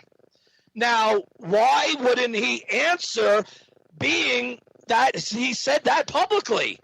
That means disclosure. Does it not sound like that? But he never saw the letter. You know, they get so many thousands of letters. They get screened by their help and get screened out. Well, that's something else, Dr. Gill, and every one of the listeners of the Martian Revelation. This isn't bizarre. The bizarre actions is those of the policies and politics of those down here on Earth who put this man through the hell that he went through just to show an experiment and the findings, regardless thereof, what it was from 1976. Do you believe that? Yes, 1976. And also what we could do now to help Dr. Gill also. So this is the third thing, Dr. Gill. Right, Mike Pence, everybody. Let him know that Dr. Gill is seriously warning, and he's running out of patience and time in order to speak with him on behalf of us all and himself to be validated and vindicated with a new mission called Dr. Gill. Okay, that'd be great. Yes, it would. And you know what? I'm going to really try to make that happen no matter what people call or think of me. Because you know what? Too many people have been brainwashed to think certain ways, and yet the truth goes by them in front of their eyes, and they reject it despite their own eyes and analytical prowess. I mean, so this is a trend we have to break. We have to make America not only great again, make it great permanently, and we must make the Space Force, even if we have to seal all our borders, the Space Force initiative could, gosh, the money put into it. Like NASA, Dr. Gill, every million you would get a return of a quadruple or so. Is that true? And can that still be true today, even for space entrepreneurs? Sure. You see, people, there's reasons we could save our nation economically, create the STEM sciences and the interest in all this, if they only came out with the truth. Dr. Gill, do you know how much today's youth would get into STEM sciences if they would just validate and vindicate you? Yeah. Think about it. We can win the space race. If we admitted it and studied the Martian organisms, it would probably lead to many new industries. Yes, indeed, and that's the goal of it all. Industries, which means money, which means thriving, it means businesses, it means colonization. Because you're not just going to have scientists going, you're not just going to have military going if Trump is right and fruitful on his plans and their plans. We always have to be prepared for anything. You got to have a civilian train following it. In order to we have a new Hudson Bay company. Yeah, exactly. Exactly. You hit the nail on the head, sir. Oh, wow. You know, is there any websites or anything out there where people or anything you like to throw out or books or anything that you have done you want to lead people to see to help you fight to get this truth? I'd appreciate all the help that can be mustered. Right. Is there any links or websites or books that you want to let the people know about that they can read or help you? Well, if they want, they can look at my website, GillLevin.com, GillLevin.com, and see all the papers I've written on the subject. And I'd say that if you're going to read one, you should read the one written in 2016. It makes a very strong case for our Viking experiment having detected life. Nice. And again, so really, in your mindset, there's really no hope of progress left as it stands now? I don't see any. That's horrible. Well, is there any other things you would like to mention or tell us about? I know you're a busy man, and I appreciate you being on the show. Again, it's been, 12 years, and it's just sad to say, and it really pisses me off and irks me, sir, that you still not have been validated or vindicated. I mean, this is getting really old and ridiculous. Okay. But now I think we've covered an awful lot of territory and even gone beyond Mars. So I would rest my case there. Anybody that can help or get me an intro to Musk or to Pence, fine, I would pursue it. But as I say, I have written them and no response. But it's been a delight talking to you people, and I hope that at least a good number of you are convinced. I think if you read that 2016 paper, it will help convince you. So thanks very much. Yes, Dr. Gill, and again, thank you for being on the show. And hopefully, would you be a willing guest, maybe to talk with Dr. John Brandenburg on this show sometime? Perhaps, yeah. All right, excellent. All right, thank you for that seed, sir. That's being planted. And the Martian revelation is here. It's coming. And Dr. Gill, I swear by my last breath, I'm going to see to it that you're validated and vindicated. And I deserve a little bit of that as well in my field of work. Thank you, Gary. Appreciate it. Yes, sir. And you have a good day, and may the force be with you. Well, thank you very much. Been a pleasure talking with you. Bye-bye. So, people, there you have it. Dr. Gil Levin. What an interesting individual. And we went through a lot of information. But you got to admit, it really is incredible at the lengths that they go to deny their own findings. And here, we have a real true pioneer. I mean, think about this man.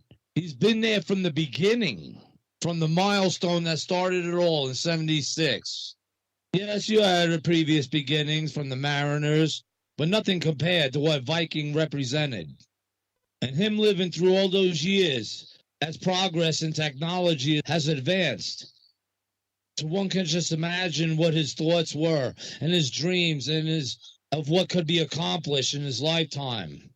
And already have solved the answer of life on Mars, but to only be ridiculed and shunned by the very agency that came to him to conduct the experiments to begin with. I find that appalling.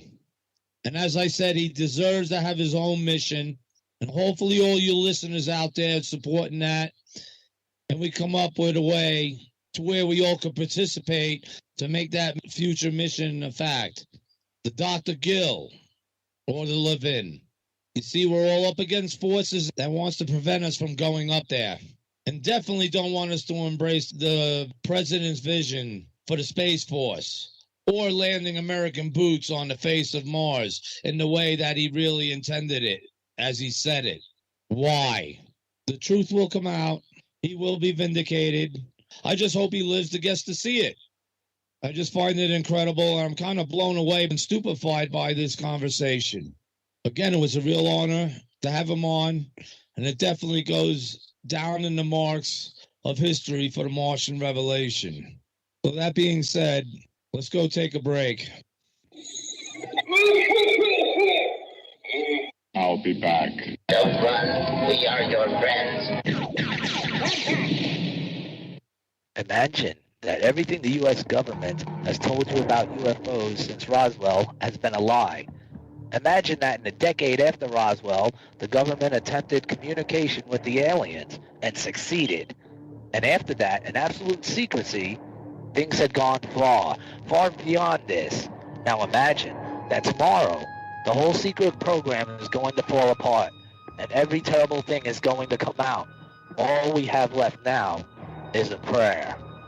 Morning Star Pass, the collapse of the UFO cover-up, a fictional but unflinching and terrifying look inside the UFO cover-up, the secret government that supports it, and the world of the aliens themselves, and then how the whole secret kingdom ends. Morning Star Pass, a book that pulls no punches and does not sheath the sword unblooded. Morning Star Pass, plunging boldly where no other book has ventured, captures the whole wondrous nightmare that the UFO experience has become, from bizarre experiments performed on helpless abductees, to horrifying mutilations, to beyond, to the world of secret government supported by its own secret police, to the aliens in their secret bases, and finally to the beckoning stars themselves. The book does this by placing the cover-up, humanity, and the Earth in a real cosmos, where humanity and its passions are a part of the universe, not an aberration on it. Then comes the fall of the cover-up, and a climax of violence and desperation to leave the human race facing the multi-hued stars with eyes open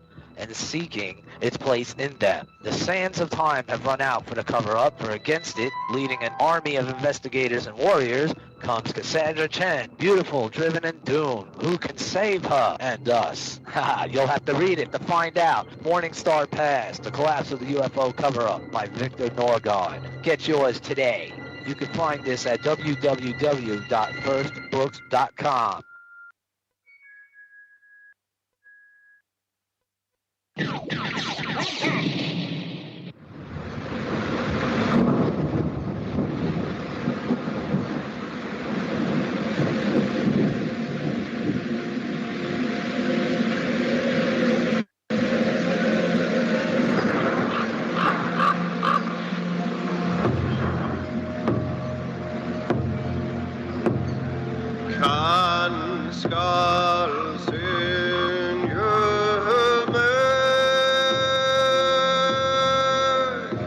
i dagsvevna slänger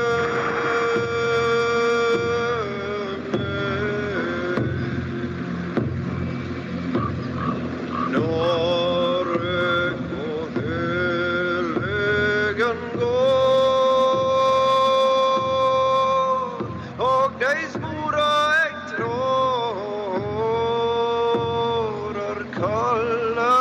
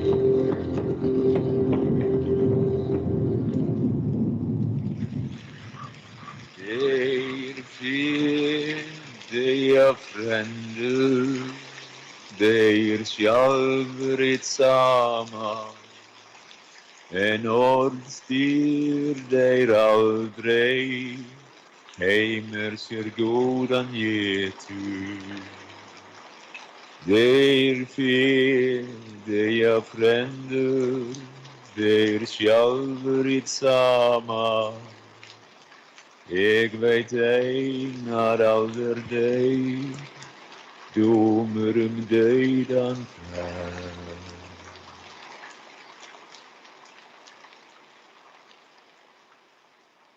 Welcome back, everyone. This is Gary Leggiere, your host, the Mars Revealer, known also as the Mad Martian. And of course, you're still listening to the Martian Revelation. That's upon you all again now. Quite the song there. Is fitting for a proper Viking send-off in respect to Dr. Gil Levin, earning his place in history and space and time, as well as the pioneer for discovering life on Mars. So we all honor you, sir. And thank you very much for all you have done for humanity and for this country. That being said, I hate to disappoint you all, so I've already put the news out. Our guest, Dr. Ron Levin, Dr. Gil Levin's son, had called me during that interview was going on, the replay with his father there from April of 2018, and he had to cancel. Yes, I apologize, but I'm not I'm not looking like the idiot. And he gave there's no idiots here. He gave a proper response. He called me and an emergency came up, which, again, we got him set up to be on the show mere days after a tragic event and what's going on to appear. But and he was going to do that. Everything was set and ready and made. So I apologize to all the listeners. He does too, but he has to rush to the hospital. His girlfriend believes he may have broke her foot. And obviously, I talked to her too. And obviously I understand that's more important, especially everything, quite the week that they've been through. So that I understand, I'm sure you listeners would understand, even though we all packed up and smoked and we're all ready to rock and roll, especially hearing Dr. Gil. And it's kind of funny listening to that. Well, not funny, but, funny like odd. Re-listening to that interview now, consider it's like some of it seemed prophetic. Didn't it? I mean, it's like getting his feelings on these issues where I haven't seen him really speaking like this, able to on this show, like on any others. Have you? I'm not a scientist or a type of mind. Many of these people or the guests that I have on, would be around. It shocks people, shocks me, but I love it. Because I informally get educated without having to pay or become a wage slave to have to learn things about and then keep them hidden from you.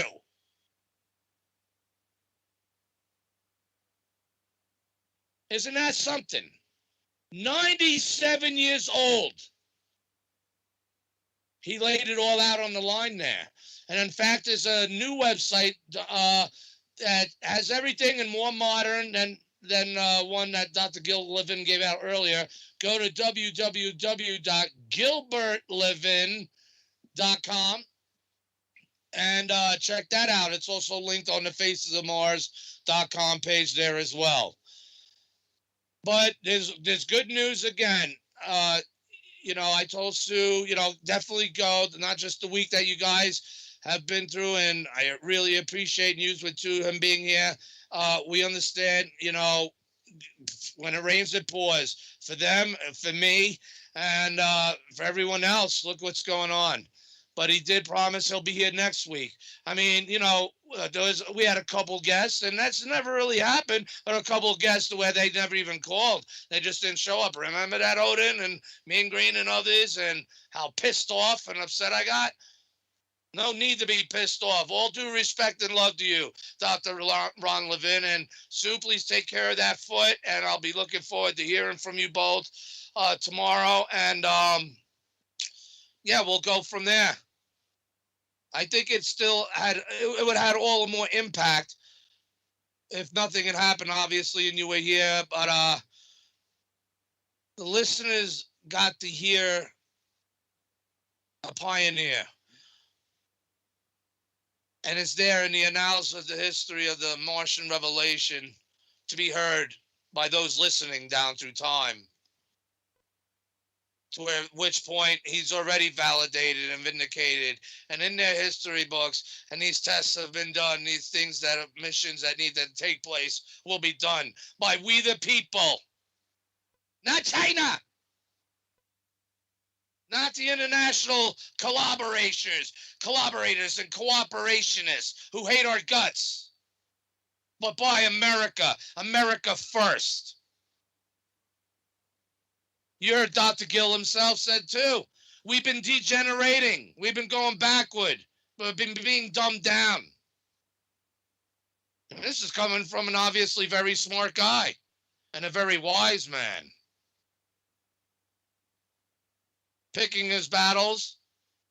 But you see how I tried to build the bridges and web show that all these various forms of Mars research, independent and otherwise, they're all going to collaborate together to the one who could just think and follow the data despite beliefs of what you were taught of doctrines of men. Science demands you ask questions. Despite the answers, no matter where it leads or no matter who it leads to, you investigate. And that's good advice I had from a teacher. Boy, did it lead me somewhere down the rabbit hole or the twilight zone. But that doesn't matter. It's still a model of science.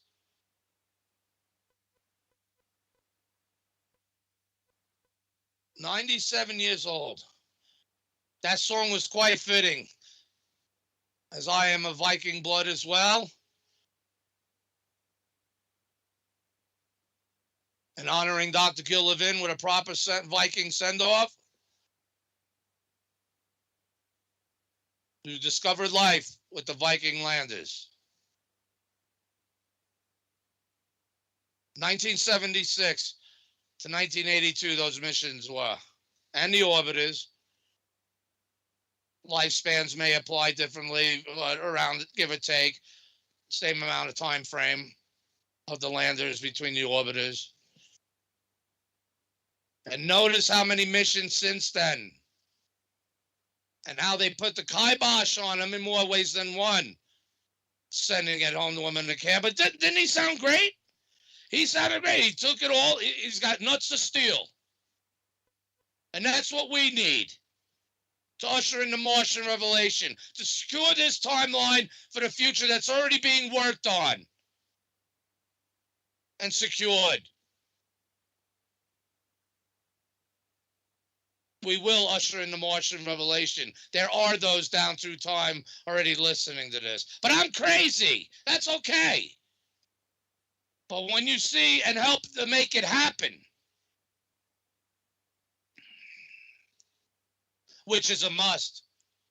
Anyway,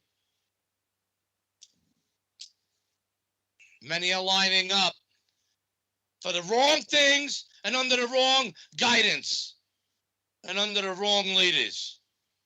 The right things with the right guidance under the right leaders will be what makes the difference for this nation, above all, because we are and were exceptional. We've been infiltrated. You heard him, Obama was behind it too. Well, that was Obama's goal, chief goal, destroy NASA. Take away our supreme spot in space, our supremacy, our position. And look who is trying to gain that dominionship. You think they're going to share that knowledge with you? You think they're going to allow you to live as they go upon their global empire of world dominance and new world order and all this other shit that they got planned out? It ain't no good things, and it certainly ain't about sharing the truth and knowledge of science among scientists. And definitely not with we, the people. We're in a war. And I said that when this show came back, Phase Through Time in 2018, just a couple months, that same month that I had Dr. Gill on, in fact. Ain't that right? The things that we were going to have to face. I didn't have a certainty of what we were going to go through whoop-de-doos. And all these other shows that are out there, special clubs, special subscriptions, they're going to fall by the wayside because they're God and is money. And the cabals that control it and run this planet. How many of those with balls are still going to be broadcasting, regardless of the fact the Martian revelation will be there? So I have patience. There's learning curves for me as well. It's okay, one show at a time. It has a ripple effect, and it has since the show is phasing back through time. Again, crazy. Did Dr. Gill sound crazy?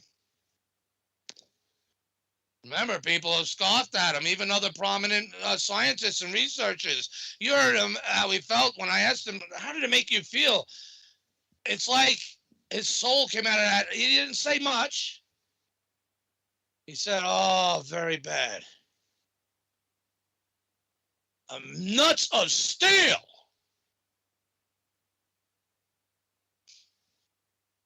Not willing to get into other aspects that are other, a couple levels above his. Wink, wink. I mean, there's many ways we could look at that. Fine, we do that here on this show. With no disrespect meant to any or anyone. But this is what it's about, putting the pieces together.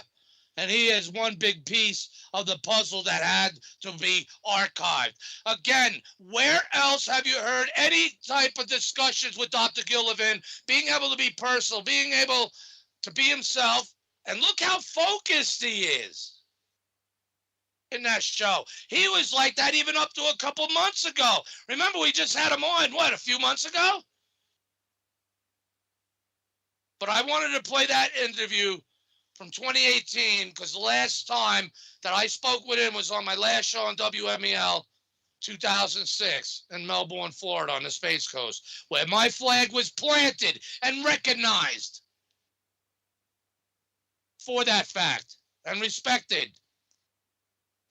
even by NASA in ways, especially by their calls or attempts to the producers and other certain people's agendas as well, to try to put the kibosh. But they saw something in me. Despite how crazy I am and sound and unprofessional and on this, on that. Tell you, you'll believe a person in a suit is leading you right into the pit of fire. I'm going to follow the wise. I'm going to follow the common sense. I'm going to follow the thoughts that God gave me a brain to think with. And just like everybody, it's just been tainted and poked at by this dumbing down processes, but we can see it all the more how it is today in our youth. Destroying this nation, destroying our dreams, destroying our prestige, destroying our position here on earth in the life, liberty, and pursuit of happiness, as well as preventing us from our rightful place and inheritance in space, based on the early bird gets the worm theology. The strong overtake, like the amoebas that we war with each other. They fight for the food. Other ones are pushed away. The entrepreneurship, the businessship, that's just the way life is. Too many stereotypes have been labeled onto these subjects. There's many things I could say, like many scientists that I talk with and I have talked to, tried to get on the show, would get them, but then, I can't be on it. Talk about, no, we won't talk about UFOs on the show. No problem. I understand and respect your position. And the show ain't always about UFOs. Oh, them face on Mars or this. Get the fuck out of here. You're not going to control me, and you're not going to control what I am here to do down through time to lead us to a different future to which we the people will excel above all others. Let them go down to the flaming pit of hell.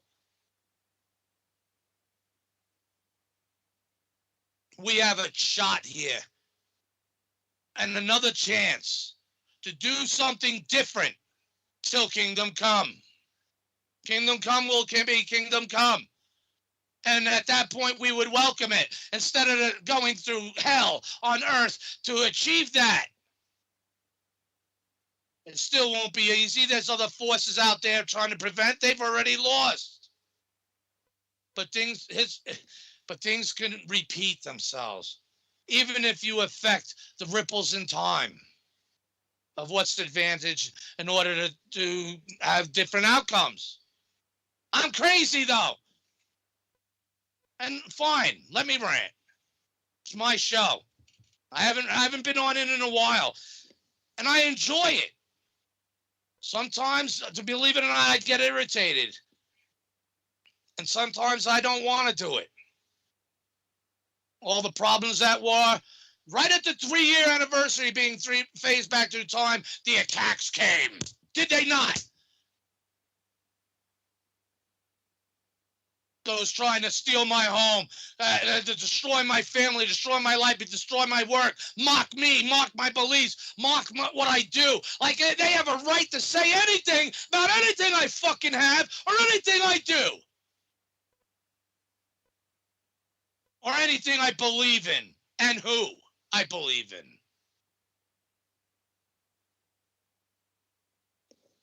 Their goal is the pit, and they're following that. I'm not.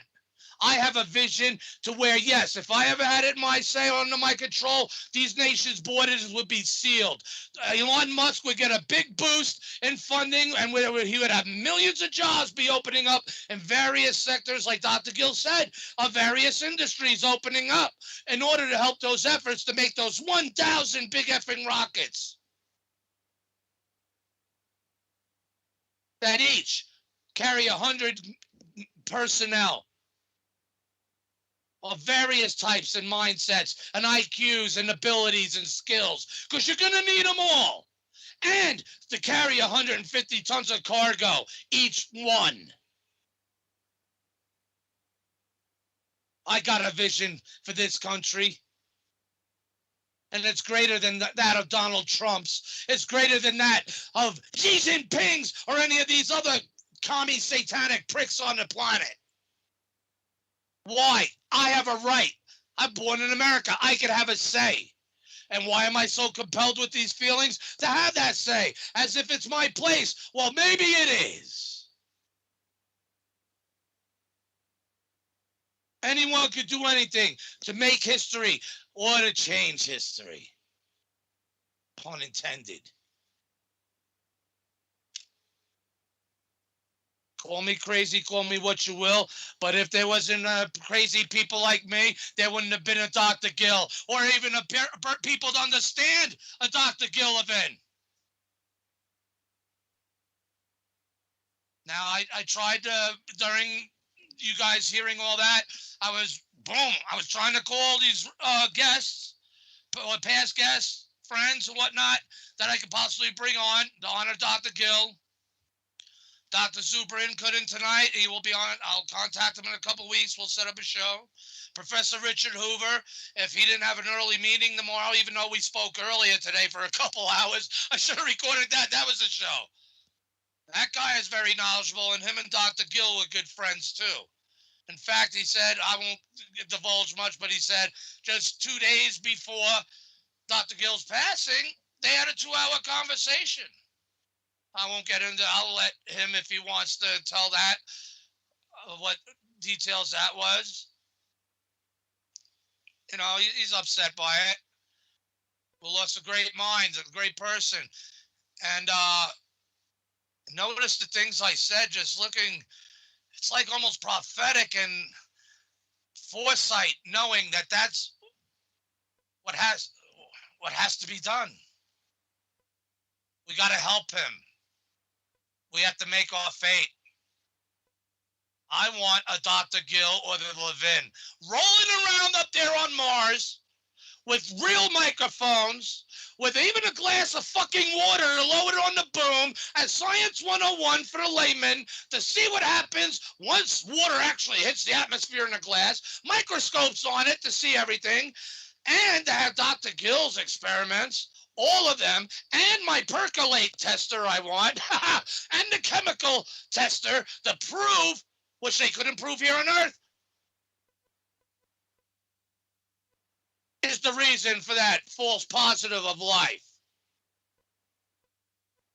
And the proof for life.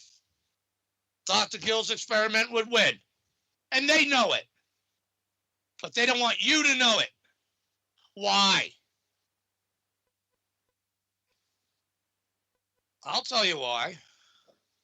The planet Mars we now know is covered with gigantic mountains, meteor craters, and deserts that reach around the entire planet.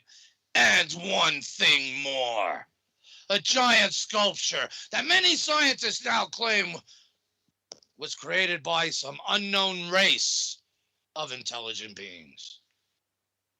Am I crazy? Is that intelligence? Surely no intelligent life could survive there. Am I programmed? By what and by who? But notice how relevant and how truthful it seems.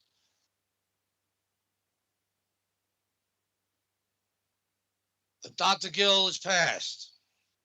Now it's up to me to fulfill my promise to him, which is where I feel led. But problem is, how come others aren't feeling led? They want your money. Special subscriptions. Special clubs. You want to be in that type of club? You only want to be in the money club. Well, that's what matters to some of you people. Prestige, honor, looking like an ass, in dressed up suits, not bringing us progress, not making our fate, not doing what needs to be done, because it's after that shit that happens that my life begins as well as yours. And I was told that, but I'm crazy. The Martian revelation is so real, and he is the first Mars revealer. There's no doubt about it. How relevant that interview was. I mean, I just keep going over it. How weird to me in my thought processes and knowing him over the years and talking with him and hearing him and the things he had to say and the things I said, it's like, oh my, holy crap. It's almost like prophetic. Or what's the other word? Not just prophetic. Damn, it's on the tip of my tongue. But hey, if there's anyone listening, there's a timeline. Let's blow the cobwebs off. 202-684-6955. 202-684-6955. One more. 202-684-6955. Or better yet, I'll give you my number. Okay? And I'll put you on speakerphone. 719-960-7146. 719-960-7146. As you notice, I like to give it out slowly 3 times. 719-960-7146. And if you have a comment or any thoughts on Dr. Gill, any thoughts on my Martian madness, on where we must go in the future, what are your thoughts about Dr. Gill and what he went through and what he was fighting for and standing strong, all right, up until his passing? All right, let's see who this is. Hello, you're on here. Good evening, Gary. It's Mike from Montana. Hey, Mike, how you doing, bro? And thank you very much. Hey, no problem. Thank you. I wanted to express my condolences to the Levin family for their loss, and to the scientists, and friends and fans and all that, supported Dr. Gill in this, his quest to get NASA to admit, the truth rather than the, situation they put him through for the last 45 years. And it's, it's a sad day because we're losing more of our great scientists, the guys that not only, got us to the moon, but, ventured into Mars and, other, other solar bodies in our, system. And he was right. We're going backwards. We're not producing, great scientific minds anymore. We're just not doing we're not in that mentality that we had back in the 60s and 70s. When Kennedy said, we're going to get to the moon, and right. That was a time when, science was at its peak here, I believe. And we've done a lot. I'm not, saying that we haven't, but we just don't have the drive to get to the moon, to get to Mars, and set up colonies. And it's rather disappointing that a man that dedicated his life, as long as Dr. Gill did, to proving that life was more common in the universe, right?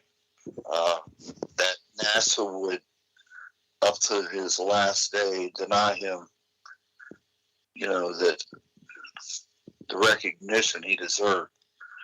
So, right. Why not prove him wrong? And then they could, tighten up their ties.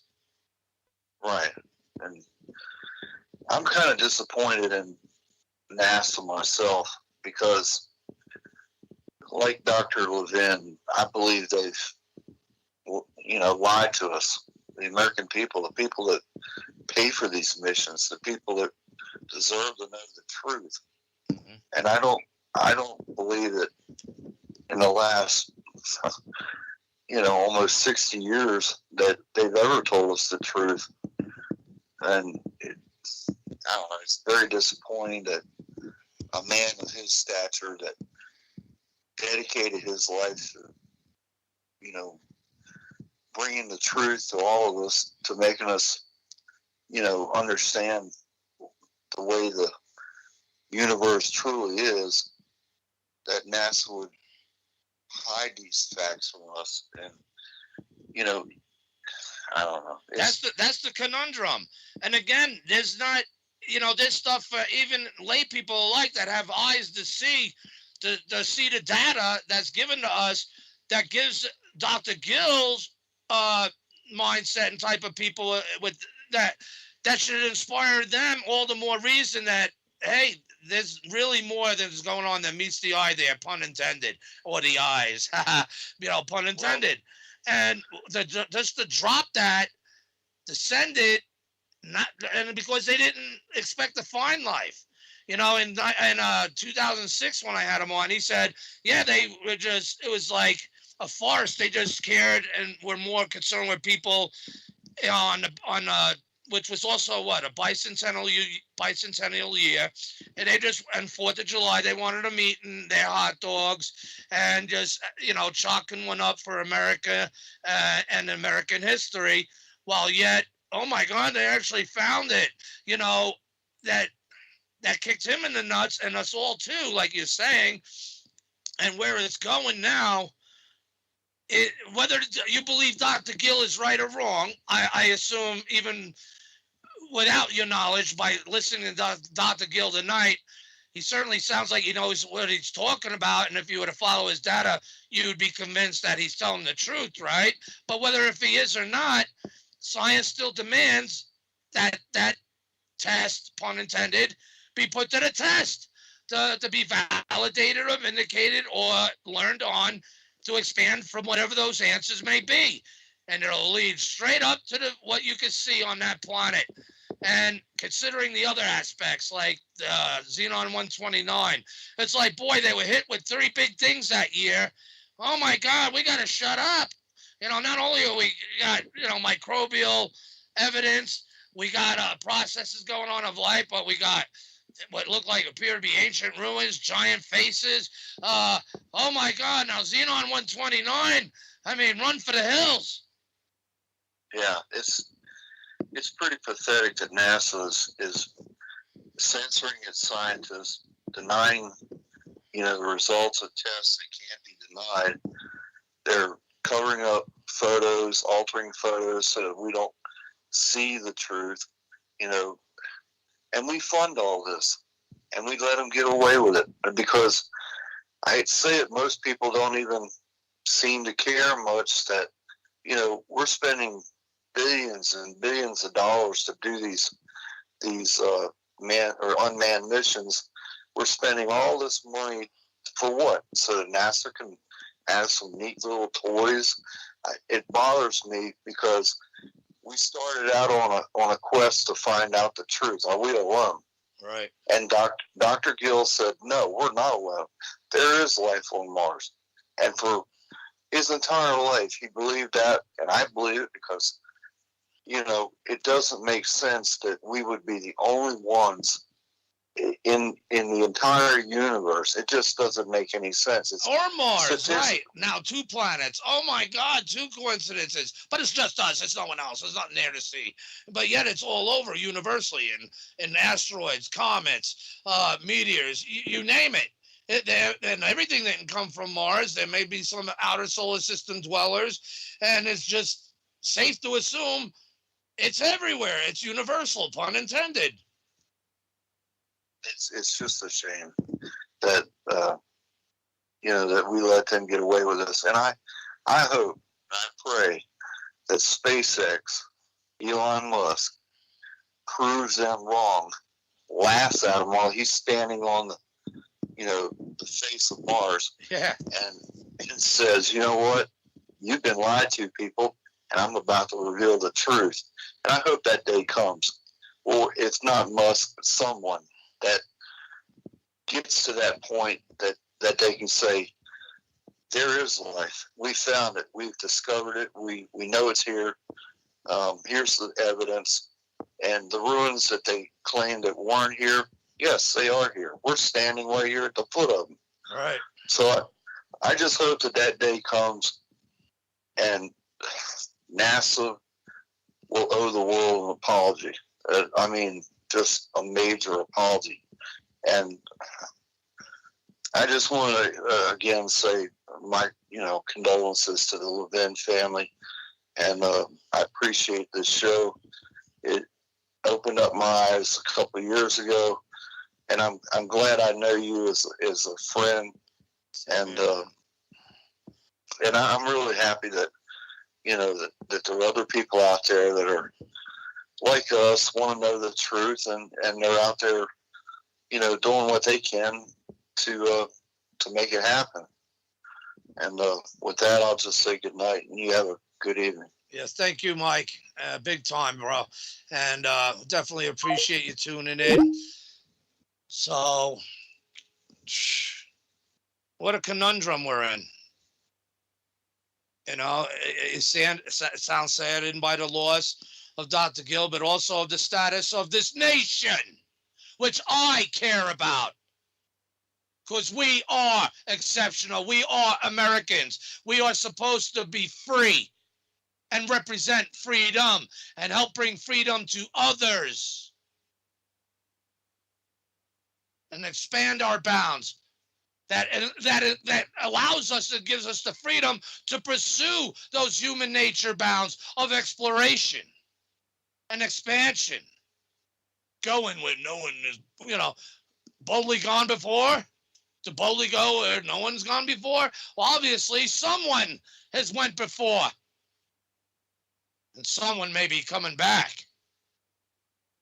Remember, the Space Force was also created not just to protect us from the obvious threats here from Earth and to protect our low Earth orbit interests in order to keep this nation and world going, but from the threats coming from deep space. What are those threats coming from deep space? Many things get included. That's why there's so many dimensions on this show. That's why. So if you won't be on, but though we got along great and, you know, you have something of value to add to the science of all this, but you won't be on because someone may talk about the face of Mars or UFOs or extraterrestrial life. I mean, then what are you doing in the line of work you're in? You're following suit, pun intended. And I don't respect suits. It's an illusion. Is it a form of respect?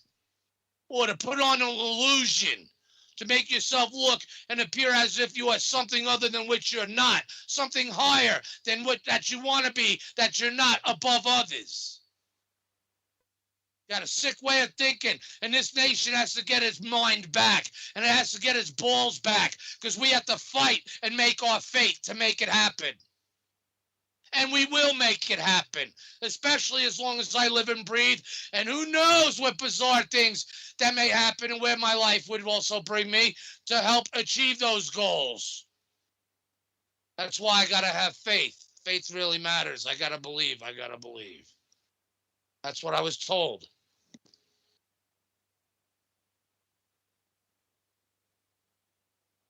But one day at a time, one show at a time. But we have the chance now. Things are being done and being worked on this new timeline. I know that sounds crazy. I know I sound crazy, but I'm not crazy. We will see down through time, won't we? It's not about me. It's about the focus on now anyway. It shouldn't be. If you got something valid, you believe in the science, you have something to present, it shouldn't matter. That's like saying, well, you're black or you're not black or whatever. You take a position because you're offended of what some others will think and say. Then why have those respect for others and any positions that they have? How does that better humanity, let alone this nation? You got to think out of the box, man, and go with it, even with the dumb questions. Rule out the dumb questions. And then you can just focus on the smarter ones. That's why I said bring a damn glass of water, lower it on the fucking boom, on the ground. I want to see pictures of a glass of water on the ground. Because they said, if water, it would quickly evaporate. Let's put that to the test.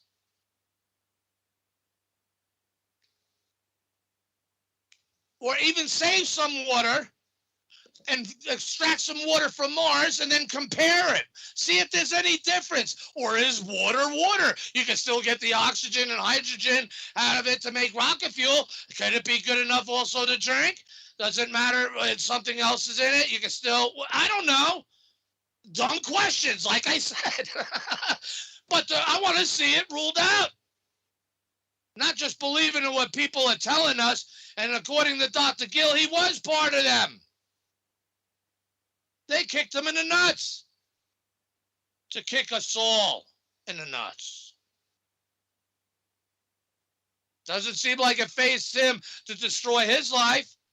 He's pursued it up until his passing day. Gosh, I just keep thinking about how weird that interview sounded. And wow. Synchronicity.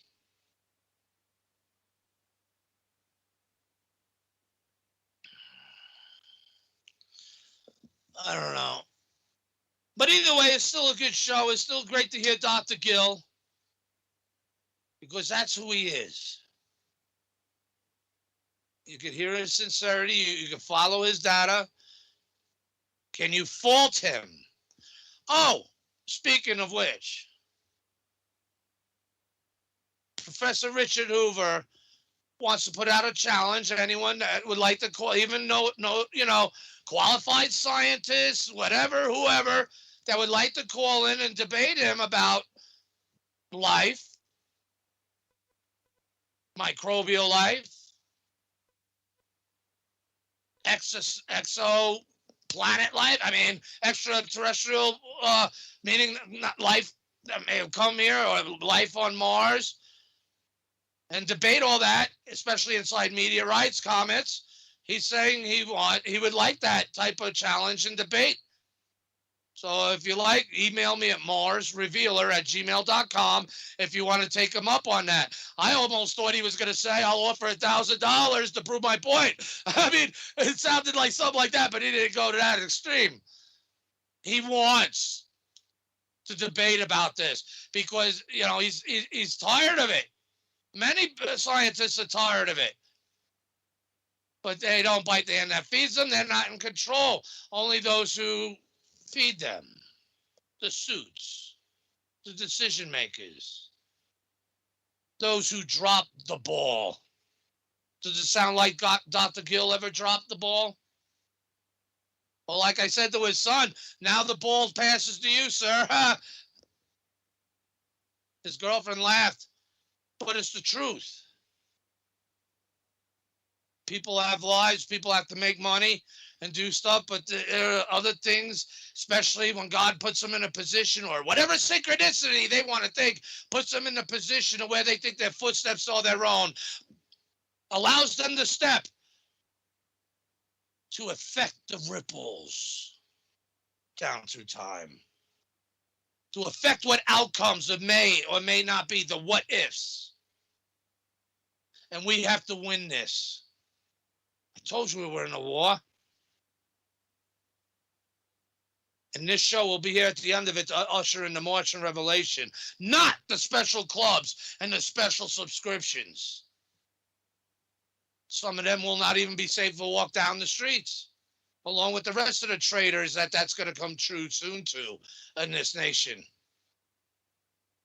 We've been dumbed down. Why? Because we've been infiltrated. McCarthy was right, but this is not a political show. I'm just ranting now. The main crux of the show is over. You guys got what you got out of it and needed to. And save that for next week because Dr. Ron Levin will be on these promises. And with an extra treat with Professor Richard Hoover.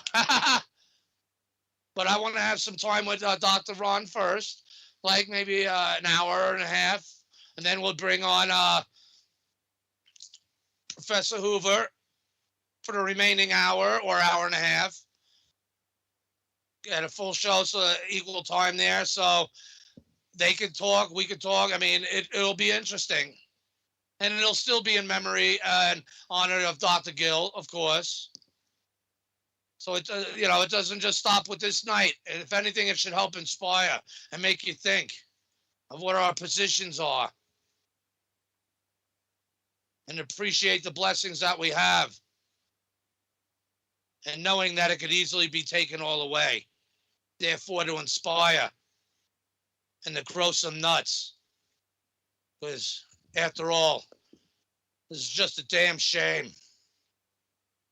Hopefully, next week, this computer, if the mic thing don't keep going out on me and the sound and everything. Again, I'm close to throwing it out the window, but I can't and I won't.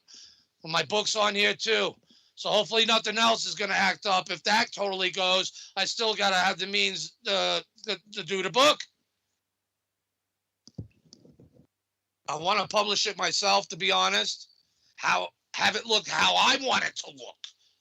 How whatever. It is what it is. How many people can say they wrote a book?